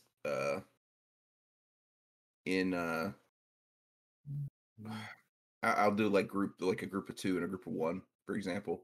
The only time you have to roll them as one is well, you don't have to do it then. Like there's some things that make them work together in tandem, but they don't have that ability. So just however you think would be best for them. Since there's Okay. only 3 and you're doing it the standard way, I think rolling each is probably an okay idea. Okay. How about I'm gonna do that one and then the other one. All right. Okay. Are you moving? Are you doing anything as it is Yes, bounding towards you? I'm obviously going to make a tactical zigzag and duck behind. Well, not duck, but as in just move to try and give myself keep some space between me and it. But whilst doing so, I'm going to put Jordan between me and it. Okay. All right. So you duck behind Jordan. Jordan, you see as Bart goes running, doing a zigzag back away from the creature. Sally, though, is actually up next as you watched the one that was running at you, the first one that you saw, and you still have a few more seconds of seeing just like broad daylight, and you can clearly see all 3 of these coming at you. One of them almost kind of flickering a little bit more, the one that has been shot twice, where the others are coming at you. So Yours, bro. she needs to do a keep it together check before or after her turn. Basically, at any point during the turn, she can make it. Okay. All right. So Sally, what are you planning on doing? I have a question. Are there any bows that I can see around? Because I don't have a weapon currently. Like, do I see a recurve bow anywhere? So I'll say looking in with your bright sight, you can see that further away, like probably a good 60 or so feet, like past where the bonfire was, is a little archery station where you guys could like kind of mess around with shooting arrows and whatnot. You would have to run that way with actually one of them is like coming from that direction. So you'd have to run towards it to get to that bow. But you do know that there is a management cabin that while you had not been inside because it's for management, you had heard like one of the other bros talking about how they had some weapons in there just to be safe. So there's kind of like 2 options for you if you're looking for Okay. weapons. Sally is gonna run towards the management cabin and scream at Jordan and Sue and Bart. There are 3 of them. You gotta get them. The one that you shot, Bart. Get that one first. It's doing a flickery thingy. So you better focus on that. I'm gonna go over here, and I'm gonna try and go into the management cabin and see if there's like what I can grab. If Okay. I can do that. So sorry, just to clarify too, like running towards the management cabin, one of the other ones had come from around it. So basically, like they're all coming at you from the other end of this like semicircle kind of moon shape. You guys are all the way on this end, and they're all coming at you. So to get to the management cabin, you're gonna have to go towards them, and which is fine. I Oh, just want to make sure that you Mm. that you yeah. know that you're heading In that towards them. case, she's too freaked out that she's gonna go the absolute opposite way. Okay. From there because I forgot that you said that there was one around the management cabin as well.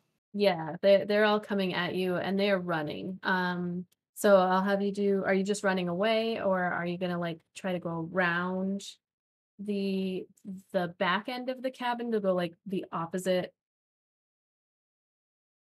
I'm just way? gonna basically I'm just gonna run away and try to like you know keep up with the rest of the party and make sure that like I'm trying to get as fast out of there as humanly possible. Okay. So essentially you would have to be kind of like running back around the cabin that you did just leave, to try to kind of hide from them. Otherwise you would be heading out into the woods, which I assume is not what your goal is. Where Bart did just go around the cabin, so you're kind of, these creatures are coming across almost like the string of a bow, like in your direction, where you could run now around the back end of all of the cabins to get to that management. So I'll have you do a keep it together check. That's Okay. resilience plus metal, and you get d8s for your metal. So that's resilience Metal, mettle. that's 2d8, correct? Uh, If you have a 2 metal, you have 2d8. If you have what is your what are your totals in both of those? I have for resilience I have 2 and then for metal I have 1.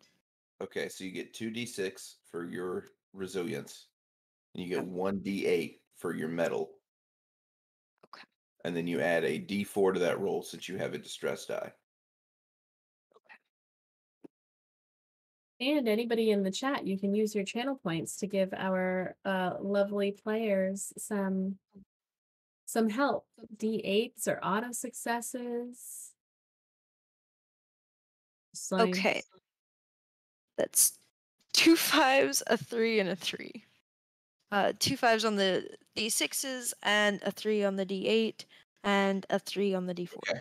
Okay, so So two successes. so that's 2 successes, and then the only time a number matters on the d4 is if it's a 1. You can ignore it otherwise. Okay. Because it can never be a success. That's why like the success rate is 5. So like you can never roll a success on that die. Okay. Awesome. Hey, and Sally, on your next roll, you get an auto success from Phoenix Iwaki. Thank you. Arigato. I think I've got a few million crees. Can I give myself an auto success? Yeah, you can. Yeah, it's all right. It's fine. Oh, and let's see. Oh, we got others watching as well. Okay, so you get an auto success on your next roll. So you keep it together. You're able to kind of like take a deep breath, even though like in your mind you can picture these things kind of stalking as they're coming towards you very rapidly. Like it's very unnatural. But you can shrug it off and head back around the other side of the cabin that you all had left, with the window that Jordan kicked like way out almost in the bushes somewhere. Anything else that you wanted to try to do? I'm just gonna like look for anything that could be perhaps like used as like an improvised weapon, like a stick or just anything basically Yeah, as I'm running. you have like bright vision still. It's starting to fade as you come around, but you are able to find just a very, very large like branch you can pick up. It's a little bit heavier than you're kind of used to with your 1 strength and 1 toughness, but it will do. And Sally got another auto success, and Bart, you have a show me them d8s. So you will have d8s on your next roll for everything. Awesome. Thank you. Thank you to Um, whoever gave me the auto success. I appreciate it. oh, and we have another auto success to Jordan from Cheese Cat. Oh boy. So you guys Bro. are Bro. Bro. Can I just shoot them both instead of the? You know what? Then I'll take back my Bro. show me them d8s because I gave you them 8s. I know. Give them back. Bro. No. use the 8s to I'm get not. an auto to get a success Bro. on check. Bro. Bro. So not part of bro code. Bro. I'm not your bro. Bro. It should be. Not your bro, buddy. All right. Not your buddy, bro. That was such a good video. God. All right. Showing my age. Sue, you see Sally run from and Bart both go running back behind the cabin there, and you can still see these creatures getting very close. One of them kind of flickering, but also you can hear like the sound of ooze like slapping on the ground as it's running in your direction. And it's still clicking, like I can't hear that. Click, click, click, click. I think it was dog clicker things for this one. Yeah. Do you want me to do my keep it together now or so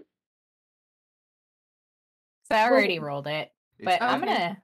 It's after basically after you make the roll, you should any roll you make if you're under that duress, then you should be making the keep it together. Okay. Thank you, because I'll need to know that for the future. Yeah, I'm just gonna go at it. I've got hand to hand. I'm an MMA fighter. I don't back down. This is a thrill. New thing to fight. I don't care that it kind of freaks me out. Well, you also have a Very nice. solace too, so Go down swinging, bro. Yeah. So yeah, I'm gonna go after the one that Bart shot because it's still like up, right? Kill thief. Hey man, you didn't stick yeah, around. that one's still up. It's still running at you. It's looking. I haven't run away. I just tactically put Jordan between me and it. Jordan has become a human shield. So what's a Hey, critical he's the success, Gavin? Is it 3+ or 4+? It's if you get 4 or more successes. Okay.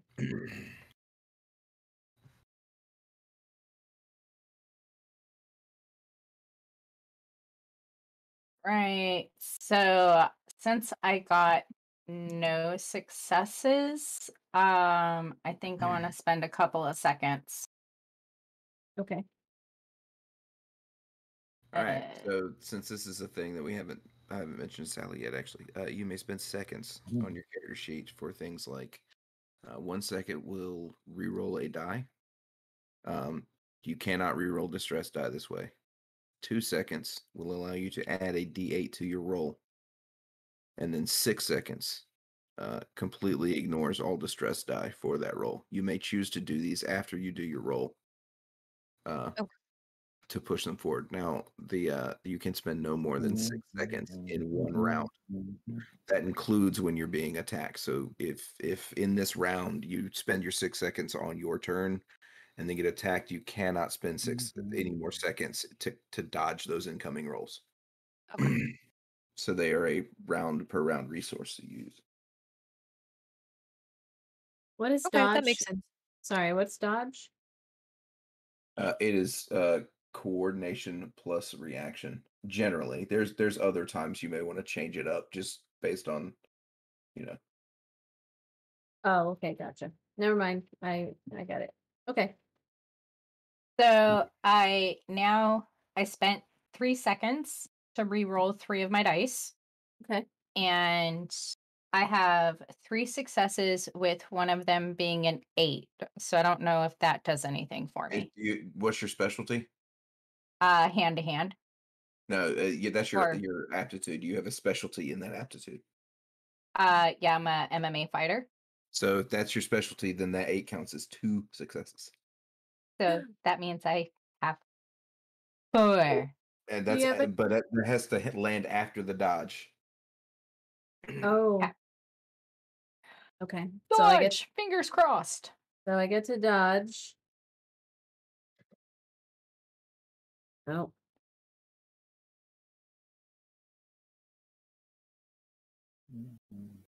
So that is it got 1 success on its dodge. So that's 3 successes. It was almost a critical success, and then you could have Yeah. used your solace. Yeah. So But it doesn't matter because it only had 1 hit point left. So yeah, just run up, and even though you cut your like knuckles on those jagged teeth, like it opens its mouth to come at you, and you just kind of like bash bash bash, and the teeth go flying in different directions, and it hits the Yeah. ground. You just keep hitting the top of its head, and then just kind of like squeals, and then goes like and begins to just like seep down into the ground almost immediately. So now you're like hitting the ground as 2 more are coming at you. Um, and you notice that like you're almost punching the dirt and grass underneath it where its head was. And what are you doing now? Right. I'm gonna stand my ground. Let's do this. And if you want, I will re-roll my keep it together check. Yeah, we'll have you do that after the roll. Okay.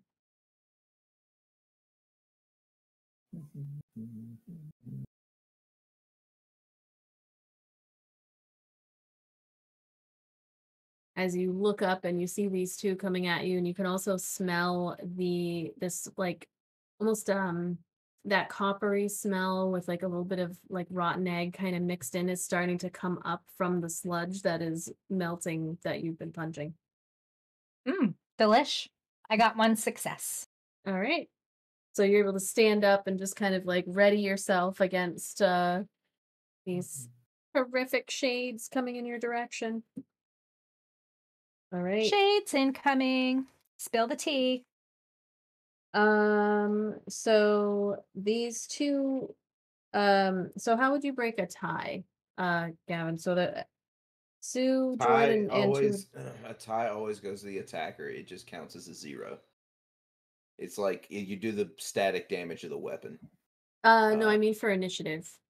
Oh, for initiative, it is the total number between their dice pools. So in this case, if it's me, I'm intuition and vigilance, which is 4. Okay. All right, so these guys go last. So you're up, Jordan. Okay. So Jordan, feeling like, oh, by the way, I meant to mention this. I should probably be intoxicated Okay. as a Yeah. status You at should this be. point. So I'm just gonna let you know I am drunk. That Okay. means that every time I roll a 1 on any of my dice, I reduce a success. Okay. Ooh, that's So not good. no, it's not. But it was a retreat, bro. Yeah. But feeling that like boozy confidence and watching like the 2 of them drop one of those without taking any kind of like damage. Like I run up to the one that's right in front of the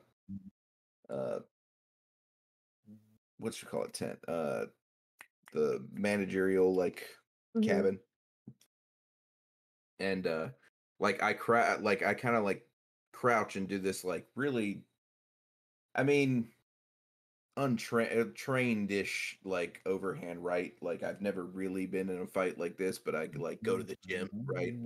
Like I'm trying to throw it a heavy bag. I'm not really throwing it at a person, but I'm gonna like wind this up and like toss it at him. I do not even have hand to hand.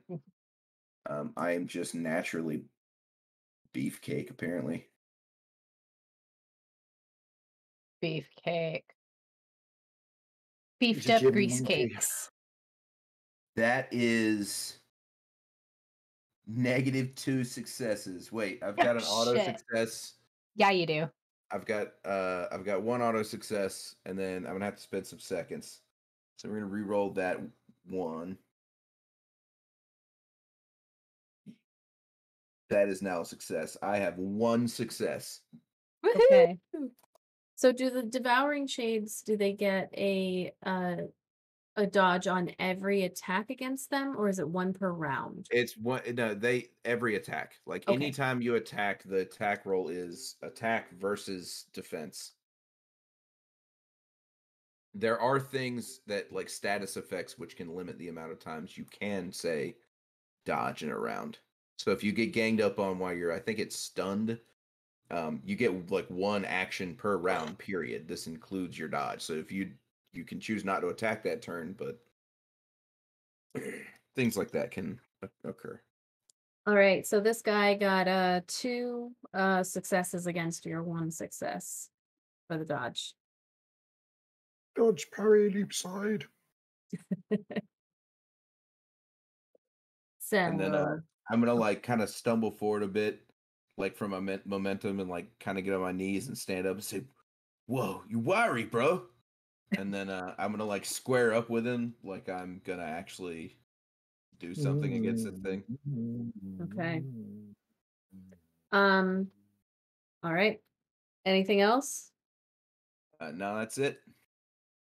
All right. Well, so the one that you're squaring up against is going to come forward and try to slash at you with with its very long, spindly, razor sharp arms. The second one is going to actually run towards. It's coming from the from your right, Sue, and so that one is coming at you and is going to just run right up and try to attack you as well. So that is a. What am I doing? So 2 of them are attacking Jordan. No, one's attacking Jordan and the other one. So the one that came around from the management cabin, Jordan went up to meet that one. And then the other one came across from the other side where the bonfire was and is coming up to Sue. So this is, sorry, I've already lost it. It is a strength plus toughness to attack with hands. Yeah. Yes. right. Those I believe can use coordination Oh, okay. because they don't Well- have really strength. That's not their thing. It's. Am I Okay. correct on that? What was their number? If you don't mind telling me, It's I'm yeah, not- coordination is 3 and toughness is 3. And the strength is 2. Yeah, that was right. It was coordination toughness. All right. So wow. Okay. Oh, there's one. So that is 1 success against you, Jordan. Okay. I actually get 2 successes on that dodge. Oh, and 1 success against you, Sue. So just as these two come barreling at you, swiping. So somehow in your drunken state, you just He's got an old drunken monkey. Yeah.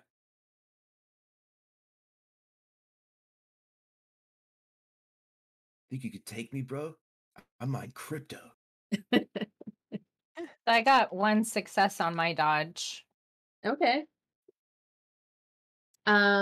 Yeah, so it comes at you with one of its like spindly razor sharp arms, but you're able to, with your fighting, just kind of like knock it out of the way. You get a little like scratch on your arm, but nothing even remotely hurtful. All right. I mean, they're engaged with you, so they're not going to try to run away from you or anything. You can still hear the clicking, like almost like right in your face. You're not even sure how the clicking is happening until one of them opens its mouth. You can see this little tongue that's like slapping up against the top of its the back of the teeth. And we are at the one is dead. The smell is getting worse, but you kind of moved out of its area there, so you're good. So we are back to Bart, who is around the side of the house with Sally. You're the old Okay, cabin that you got out. I'm going to move a little bit to my left. Have a very quick moral dilemma about whether I shoot the thing or Jordan. Take aim and shoot. Exactly. And take aim with all my wonderful D8, thanks, Cat, and fire off in the shot. Oh, Jesus, this is going to be stupid. Burn a few seconds. That's 2, 3, 4, 6. Okay. So this says claw DV2, bite DV3. What does that mean? It depends on which attack you're doing. So that was the bite is when you use strength and toughness, and then the claw is when you use coordination toughness. But like if you did the claw, then it does 2 damage as a base plus whatever your successes are. Bite is 3 damage as a base. What's the base damage of a handgun? 1. Okay, so Okay, so you 6 to 7 total. 7? 7 total, yeah. Oh, okay. So you shoot this gun again, and you can see both of the heads, like for a moment, turn in the direction of the shot going off. You hit the one that is in front of Jordan, and it lets out like kind of this like scream / hiss from getting hit by the gun, the bullet. Bro. I so shot the wrong one. And anything else as you were Oh, that's a successful? No, I'm sick done. shot. 'Cause I've got Sue between me and the other one, and I've got Jordan between me and his one. So I'm tactically in the right place. All right, So all I'm right. good. All right, Sally. You hear another shot go off like right near you as Bart has shot another one. You hear Jordan go, "Bro!" So you think it's probably hit its mark. But you are also now on the other side of the cabin and you cannot see them anymore, luckily for you. I am going to, um, uh, Mhm. Bart, was it right? You shot that thing, I guess. Uh, yeah, if you've gone to the other side of the cabin, I don't think you're next to me. I Oh, stayed okay. with Sue. I Jordan. then if that's the case, then I'm gonna try and go around to basically if I see Bart, if that's okay. Oh yeah, yeah, you can like come back around. You can see Bart on the edge of the cabin there, like in between where Jordan is fighting the monster. Um, you Bart, I got a big stick. Did you hit it? I heard a shot. I'm presuming it's you. But I should I run? I don't know. You need help? Swing away. They appear to get hurt. Yeah, you quote- can see okay. these things kind of like quote the great moving. Arnold. Quote the great Arnold Schwarzenegger. If it bleeds, we can kill it. Hey, how can I help in killing that thing? Cause I don't like it. It's an abomination. It really needs to go away. I'm really getting scared here. It's no good. It's real no good. How can I help? Do you want me to go get Use the that stick car? and imagine it is a pinata. Okay, can I run up to it and try to hit it over the head with a stick? Yeah, you see Jordan right there. You kind of run past Bart and then head right up to the thing and go to whack it with the big club that you have picked up off the ground. That is strength plus toughness again. Yeah, this is a strength plus toughness. Most of your physical ones. Since it's a club and not something that requires finesse, it would be strength. Okay, strength 'Cause plus. Coordination Toughness. toughness is more your finesse stuff. So it kind of adds the finesse plus the damage of the body.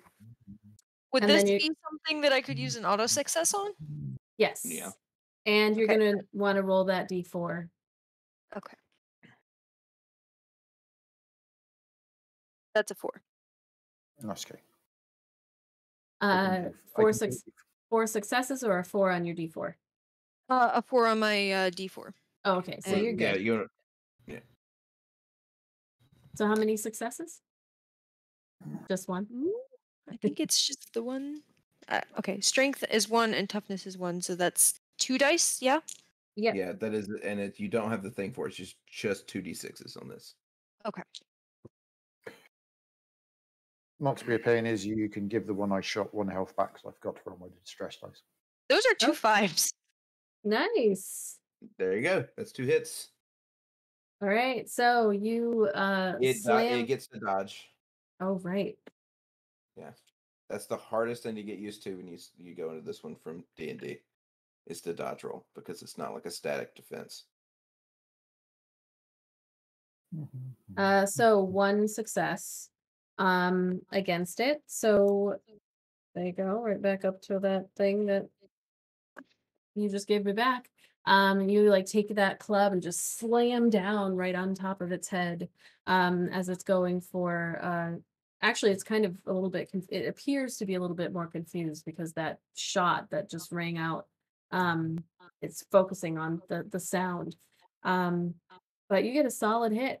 You're gonna need to roll the keep it together, right? Because Yep. yeah, keep it together. So vigilance plus metal, you get d8s on your metal. Resilience plus metal. Sorry, resilience. Yeah. All right, and that's 2d8. It's resilience, D6 for each resilience, and then a D8 for each metal. Okay.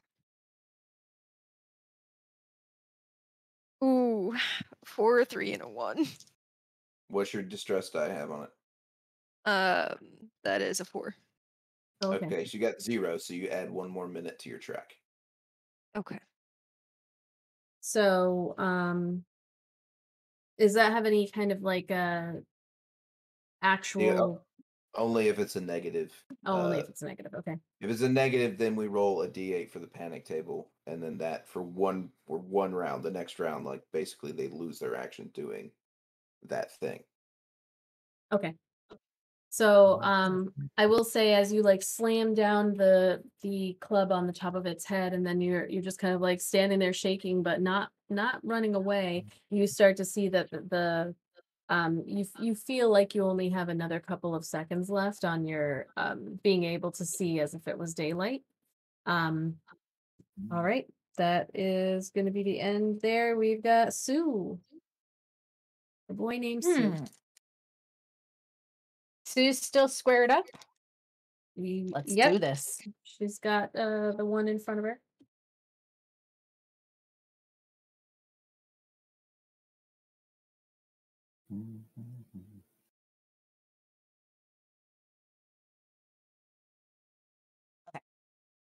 I can count. Some days I wonder.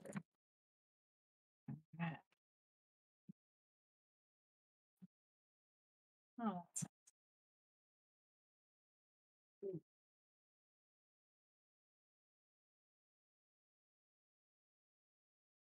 It's more interesting to tell the story. No, it's not. I'm gonna spend 6 seconds to ignore my distress die so I can have at least 1 success. Okay. Oh, wow. Yeah.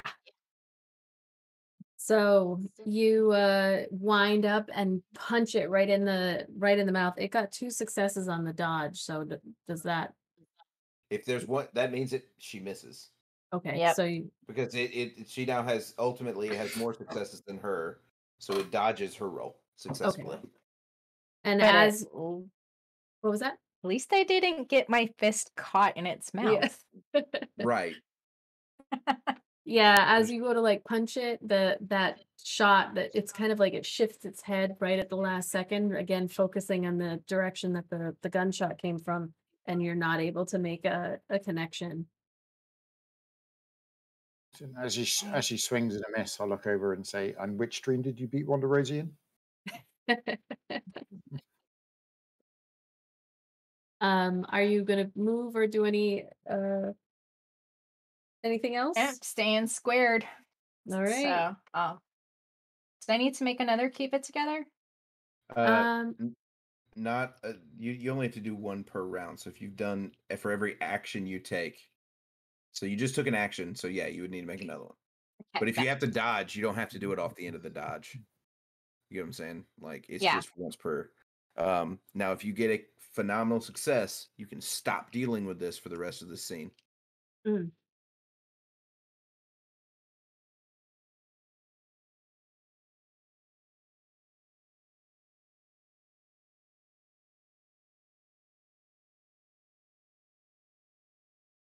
Well, it's not going to be phenomenal, but I got one success. There you go. All right.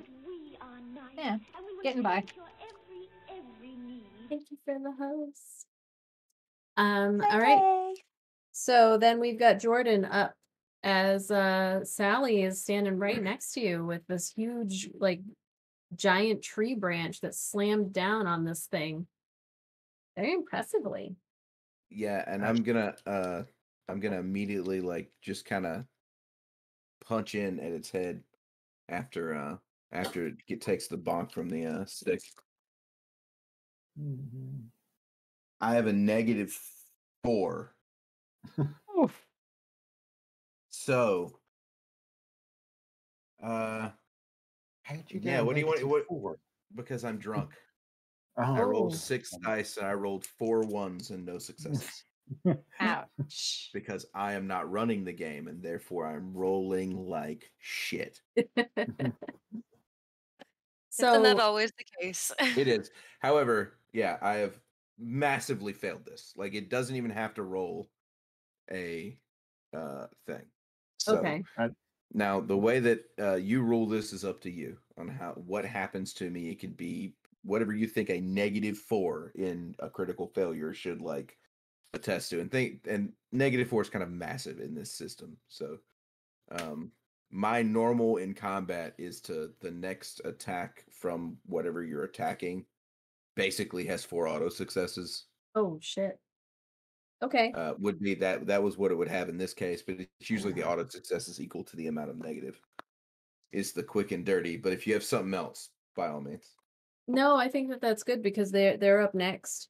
So the one that would be attacking you. So I Yeah, I guess like fucking slipped on the morning dew or whatever and like just yeah, fell over like drunk in like front of it. right into its mouth. Yeah, so it is going to attack you. So the bite attack is still coordination plus toughness. That one's strength plus toughness. Okay, strength. So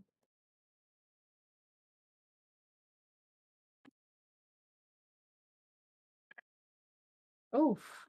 That is 6 successes against you. Is that including the Ouch. automatic 4? Yeah. Yeah, including. That's okay. I was about to say 10 is a lot. No, Uh, no. I am able to like deftly maneuver out of one of those successes, so I take 5. 5. As it 5 as it damage. as it lunges in and bites into whichever extremity or part of Jordan's body, I mean, blood squirts every blood I, squirts everywhere. I'm gonna look over to him and say, "Don't worry, dude, you don't die just yet." I'm gonna say so. Like it's 5 successes, right? Or 4? No, it was 5. 5 successes. So the bite is damage value 3. So is that 5 times 3? No, it means 5 plus 3 is 8. Okay. I took 8 total damage, All right, 8. So 8 which is damage. 2/3 of my health. So yeah, I'm It like, just kind bruh. of like bites down Oh. at, like you slip and your face goes into its mouth. Yeah, like Oh, I Don't love it. worry, dude. You don't you don't die till we get to the car park. And then Sally is like right there, is just like as your face goes Yeah. right into this thing's mouth. Oh, Oh Uh, no. Sue, you this other one is going to attack you with its claw. So one.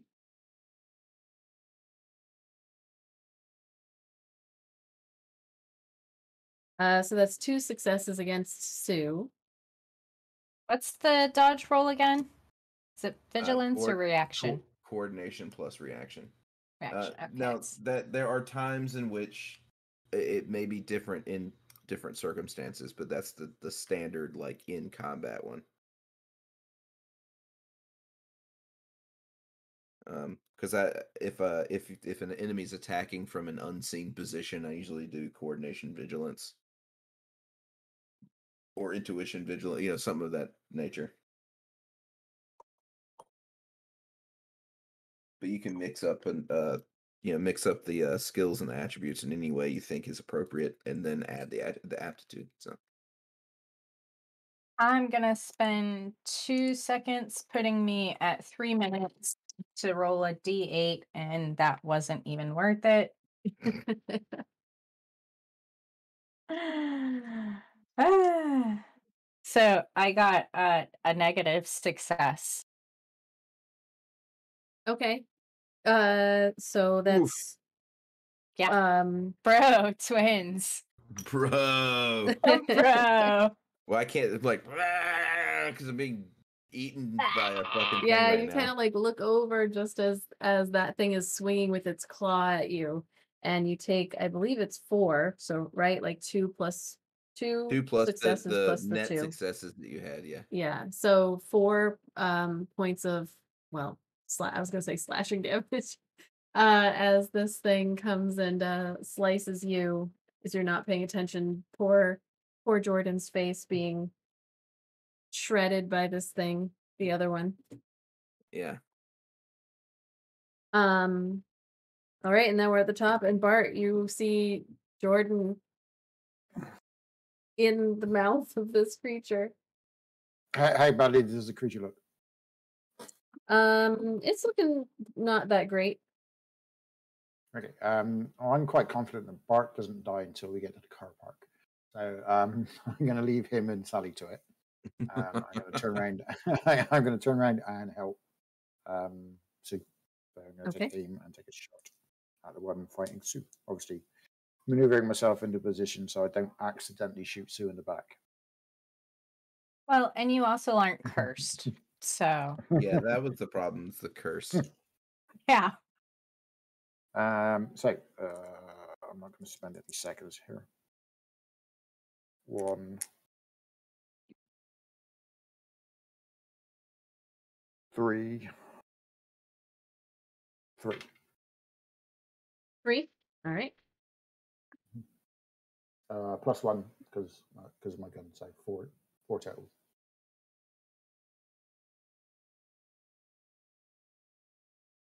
All right. So another shot rings out loudly echoing, and you can tell that it hit the thing, and the thing squeals, but it's still standing up. Squeal, And piggy, squeal. and you see just like black ichor Well, starts anymore. sliding off and ricocheting into another direction. Anything else for you, Bart? No, I'm quite well positioned. I'm happy. All right, Sally, you're standing right next to Jordan as his face has been almost devoured by this thing. Horrible screaming going on. You've got that stick in your hand. Oh my god. Oh my god. Oh god. Oh god. Oh god. I'm gonna try and hit it again with the stick. And try to if it's possible, try to get like Jordan out of its mouth. So like kind of wedge the stick into its mouth. Yeah. Yeah, I think that's probably coordination, right? Coordination plus toughness? Because it's less about just a slamming down and more about If you're trying to do a pry, yeah, I'd say coordination toughness sounds good for that.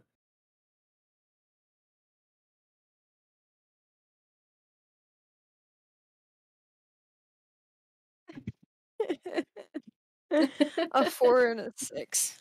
And then a 3 on the D4. I think that's the right ones that I rolled.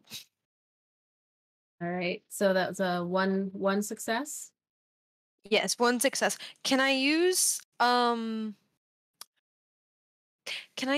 my lucky thing that gives me like the ability to have like uh an extra success?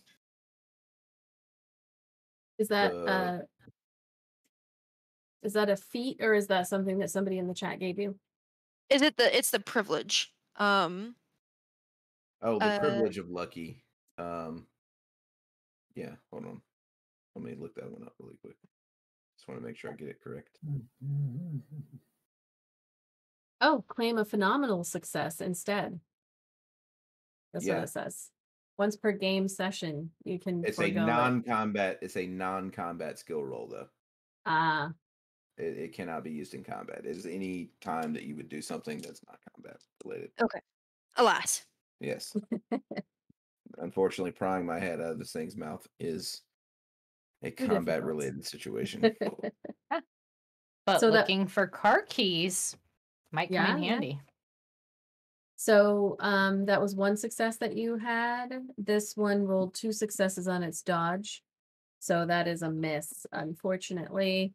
You go to like jab the stick into its mouth and it just kind of like shred, like you hit the teeth and it just kind of like splinters part of your log into pieces, but it does not actually let go of Jordan. Oh. And you need to make a keep it together for this predatory animal, like now grappling onto Jordan's face. Okay.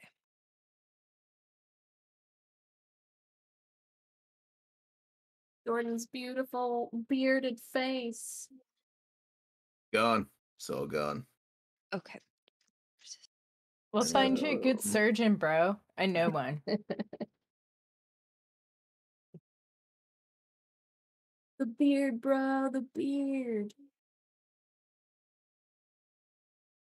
A 6, a 5, and a You're 2. you're good. Yeah, that's good. That's 2 successes. What'd you get on your D? Well, your D4 wouldn't matter here, but you would still need to roll that D4 to see if you get a 1. I got a 2. Okay, then you're good to go. Awesome. All right, so you're just staring this mother down. Sue, you are up.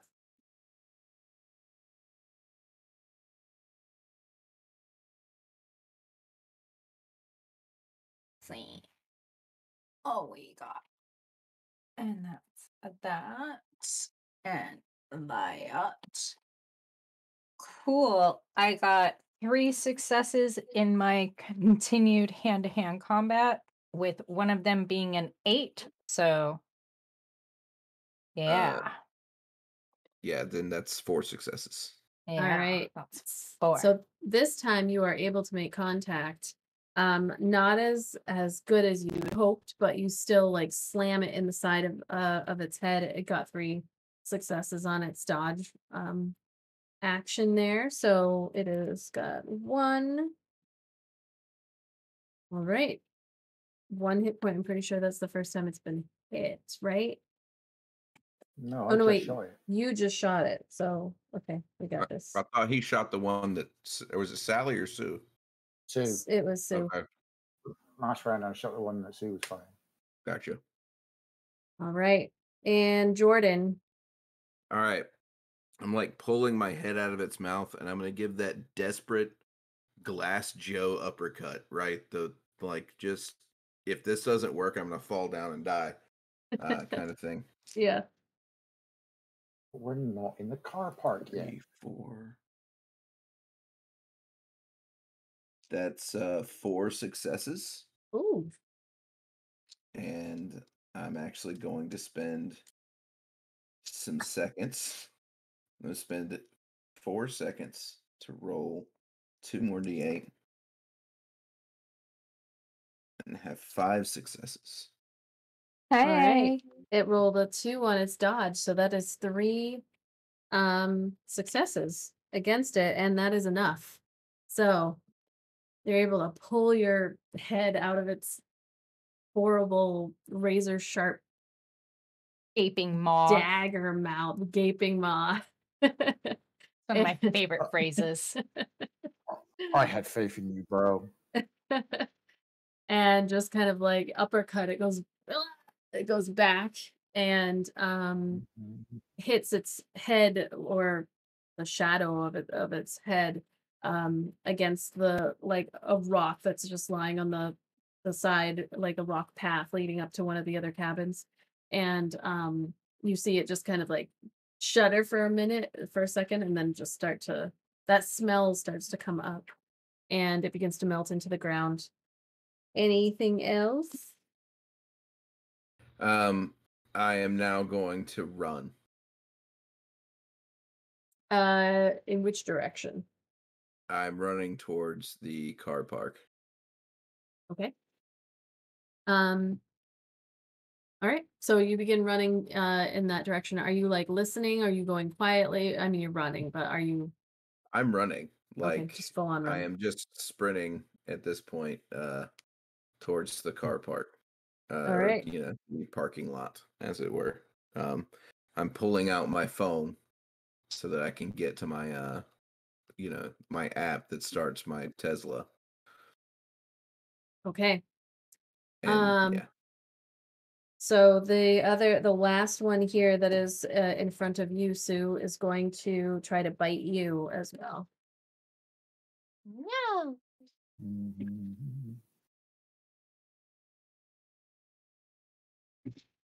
Wow, I roll really bad for these things. That is just 1 success against you. Well, that'll do because I got no successes for my dodge. Well, that is 4 damage as it bites down on your shoulder and just kind of like rips itself back. Um, yeah, you take this damage. You see its head kind of for a second it turns in the direction uh that Jordan has gone, but then it focuses back on you. Fair enough. And we have another raid. Welcome in, raiders. Hello, Raid. raiders. Hello. Ooh, radio. Okay.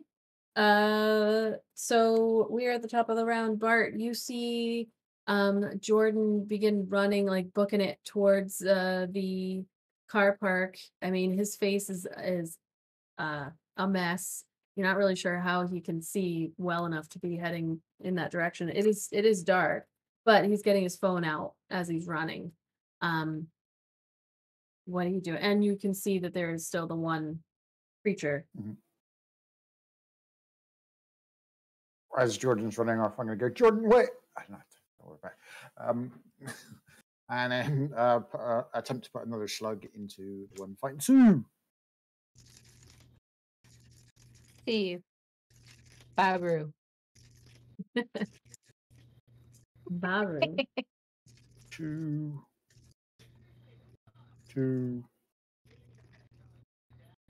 Guys are lucky I didn't feel like torturing you with my really bad Australian accent.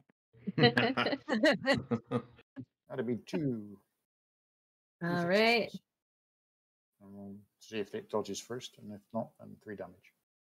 That is 2 successful dodges as you fire, and this time it's gotten used to, like, it can hear the sound of things getting ready to fire, and it dodges itself out of the way. Yeah, it missed.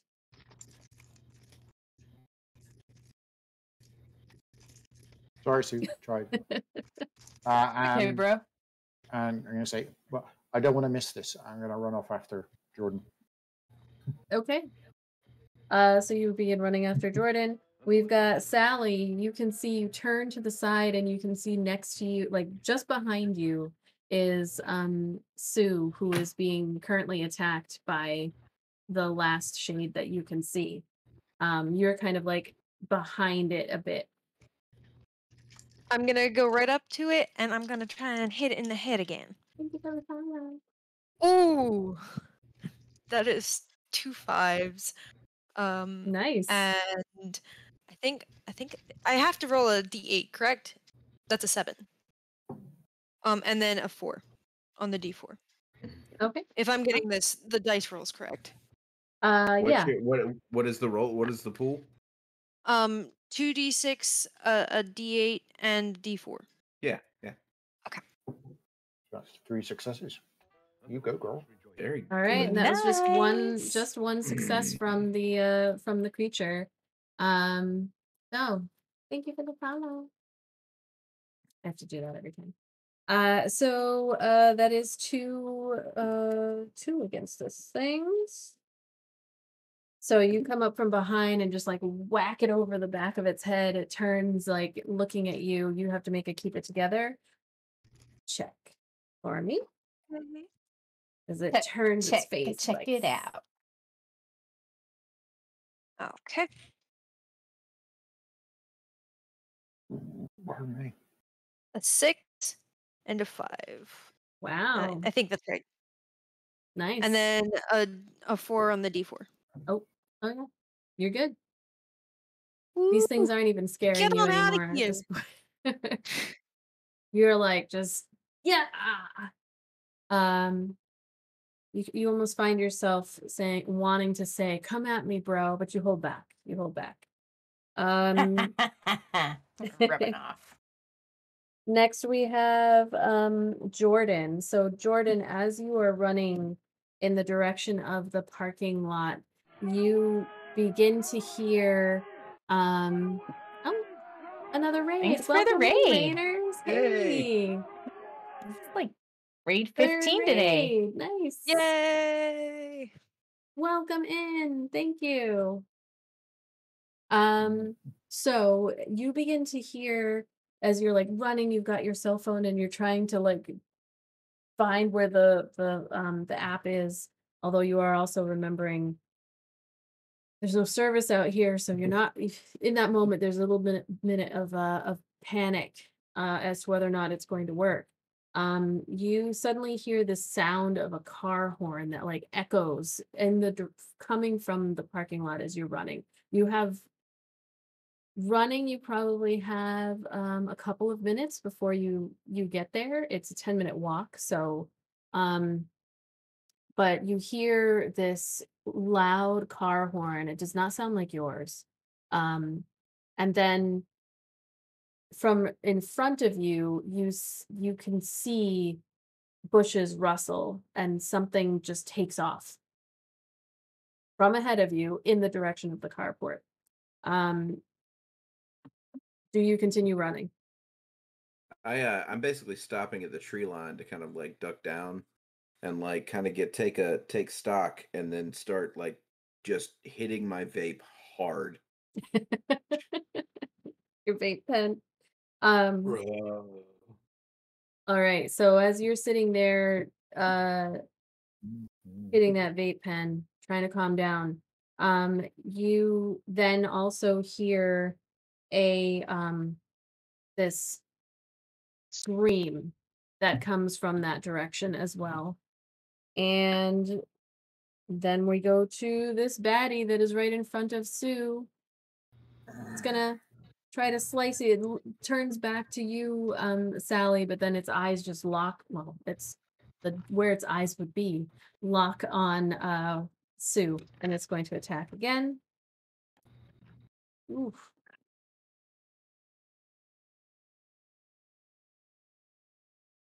That is 3 successes against you with its claw attack.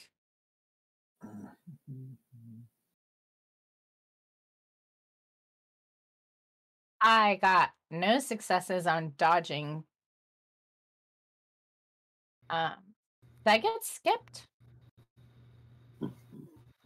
Or no, I this think- was No. the very last one. No, this That's is right. the last Sorry. one, and then it comes to the top. Yeah. Yeah. So, okay. So that is another 5 points against you as it slices into your chest. Good night, guys. You all see Sue drop to the ground as this thing just slices up. Does like its own uppercut and falls backwards into and hits her head down on the ground. Are you at so is that like a how does that work, Gavin? Is that a 0? Yeah, And it's 0. They don't go to negative or anything, but you zero them out okay. in health, and they go down, and then they make their choice. Your choices are either to die, if you think it's a good point in the story for the character to pass on. Your second choice is that you will come back at the end of the combat with 1 health and a wound of your choosing. Well, of the director's choosing, really, depending on what dropped you. And then the third is to make a deal with Dread, where a Dread being offers you a tantalizing deal to bring you back up fully healed, as if nothing had actually taken place. Yeah. And yeah, So I'll say that we can figure that out for next time, as this thing is going to then that loud car horn that just went off, and you're down. So it is going to uh man, what would it do? You know these things better than I do. What would it do? I Would mean, it go against Sally? It's going to go towards a loud noise, unless Okay. it picks up a closer target. Like Well, Sally. Sally's right behind it, but But if they can hear Sally, then it would come after Sally. all right. So yes, you Sally, you look as Sue goes kind of flying backwards and hits the ground with a loud thud, and then you see this thing turn and its mouth is right in your face. And it is midnight, so I don't know if we want to finish up one more round to see if you guys can kill it, or I'm down for one more round, all right. but I do need to go to bed soon. Yeah. Yeah, it would Yes. very you much have to be What are you the talking about? It's last only round. 5 a.m. Final Yeah. round. Oh, you Brits um in your time zones. so Bart, Fine, it's you all irrelevant. you heard the scream also coming from the parking area, and you did also hear the the loud car horn. Mhm. And As as I, you're go ahead. yep, okay. Because I was running off after Jordan. So Yeah, as I catch up, Jordan stops at the tree line.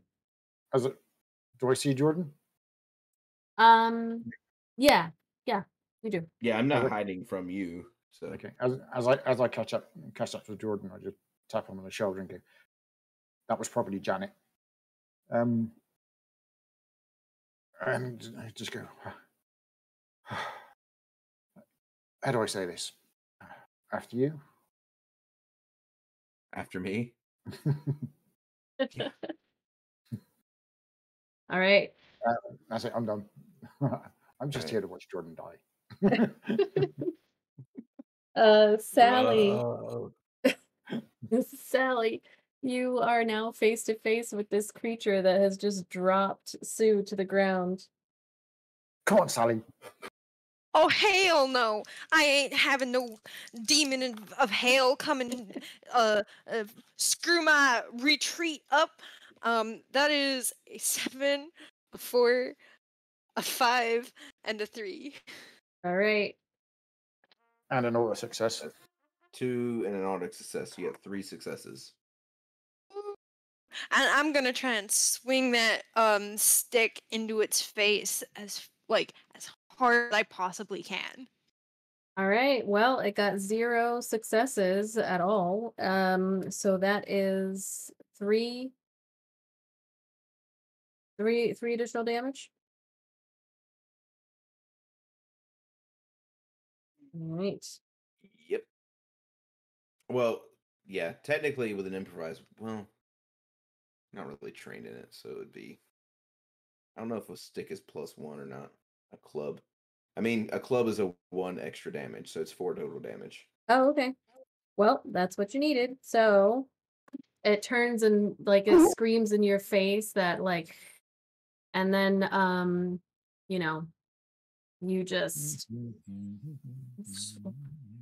wail on it. And it kind of like you hit it so hard that its body just slams into the side of the cabin that's next to you and then falls down to the ground.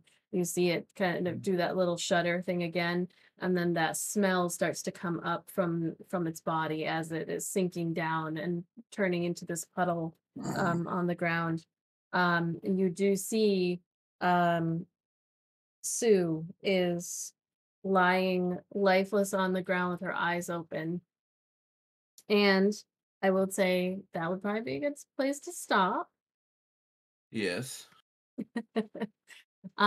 So we will pick up as you are all recovering from your first encounter with these baddies. And we'll see how you do when we'll find out what is going to happen to Sue. So thank you, everybody, for joining us. This Yeah. is The Midnight World. It is a pre-release horror-themed TTRPG that was developed by Gem and I RPG, our good friend Papa Bear, who you cannot see because of a storm taking away his camera, but is one of the developers of the game. It will be being released in the next couple of months, right? Maybe by year's end. I hate that is the goal. Though I've learned that Yeah, don't set goals. don't set those like Don't make because plans. like for those that don't know, this thing got funded like the month before COVID locked everybody down, Mm. and then one of the main developers was a nurse, so it just turned into this like impossible like thing that kind of get before us. But we're finally things are being sent off to the editor, and we are releasing chapters of the book as they come out in PDF form, and then as they're cleaned up, you'll get the cleaned up versions. Just for everybody out there who's been so patient with us in this whole process. And then once it is released, you'll probably hear it here and have announcements everywhere else. But it'll be available on Drive Through RPG, and those that were backers of the Kickstarter will get their products uh, as soon as the printers are done printing it. So you heard it here. Sometime soon, it's coming out. Hopefully Yeah, I before mean, like, by the end of the year. Right now, I know that feeling all too well. Yeah, yeah, no. it's like, yeah, I mean, it's Yeah. like all of a sudden paper's 400% more. Yeah, like, oh Right. boy. Right. Life changed all of a sudden for Yeah, it everybody. really did. It So went wild, but So thank you for joining us for this game. We are doing Midnight Mondays. If you enjoyed watching and you would like to join in on the game and be a player, we are always looking for people who want to play or run a game. This is my first time attempting to direct one of these games. You can join us on our Discord and just join the Midnight World channels that we have going on.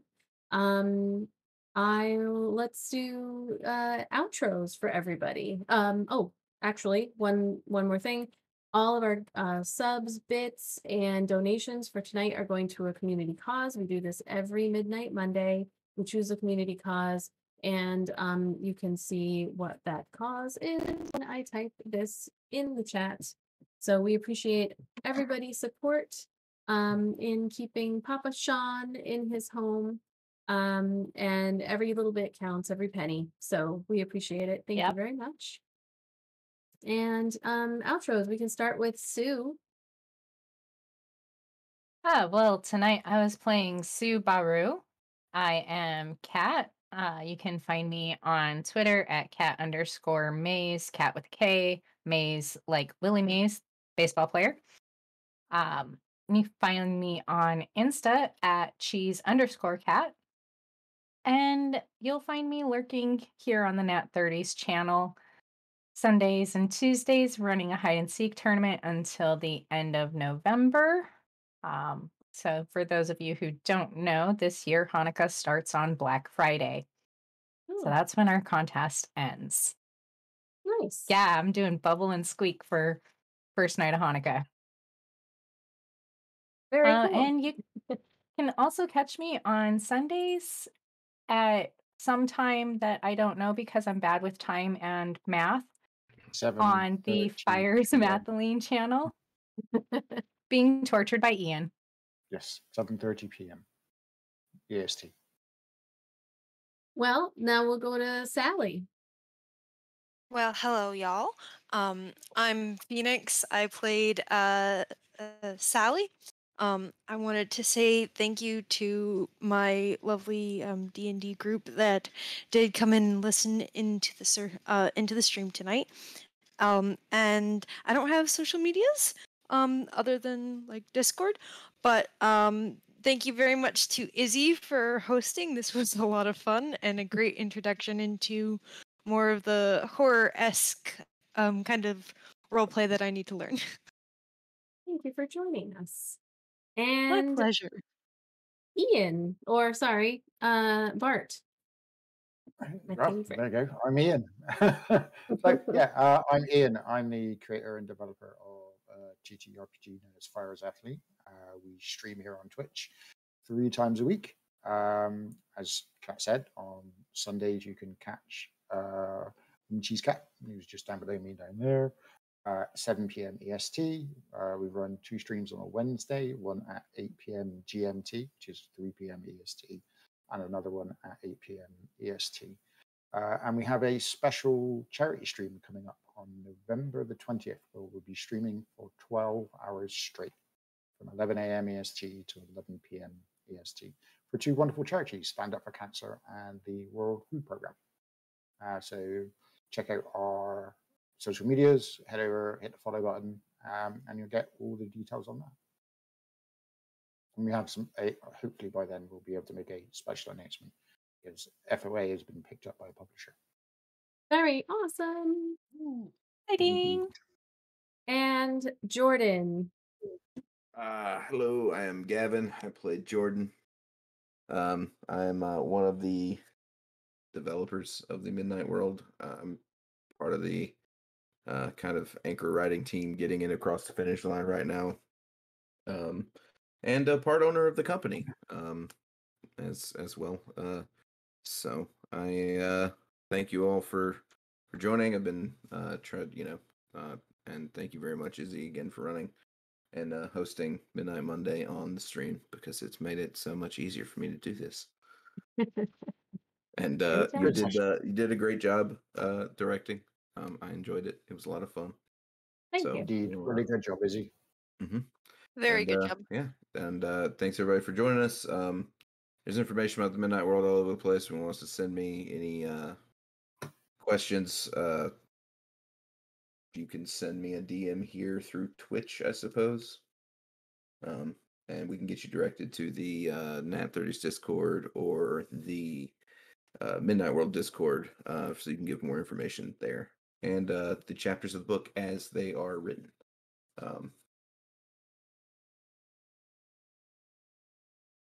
Right. Yeah. Well, thank you. Thank you, everybody. You can join us here Sundays at 4:30 p.m. Eastern Time for our main D&D campaign, Bums of Greenest, Eternia Dragons. Midnight Mondays at 9 p.m. Eastern, and Tuesdays for more D&D. I'm also going to be joining a D&D campaign on Thursdays at the Blue Collar DMs channel for a little bit. So you can go check that out at about 9 p.m. Eastern Time, Thursdays. And yeah, check out our YouTube and all of our things and our Instagram. And don't forget to enter into our monthly dice giveaways. And if you come and join us on D&D sessions, we have merch that is sponsored by our friends over at BD&D. And so that'll be tomorrow. If you come back tomorrow night, you can potentially win some awesome merch from their store and also maybe join our BD&D mug club, which we are going to start. So let us raid. We are going to raid ADH Adventures. ADHD Adventures, basically. So we're gonna go read them with our 35 viewers. Thank you so much. We will see you tomorrow. And thank you everybody for joining us. Thanks Have for a good hanging out, night. everyone. Thank you. Bye. Goodbye. Bye. Stay safe.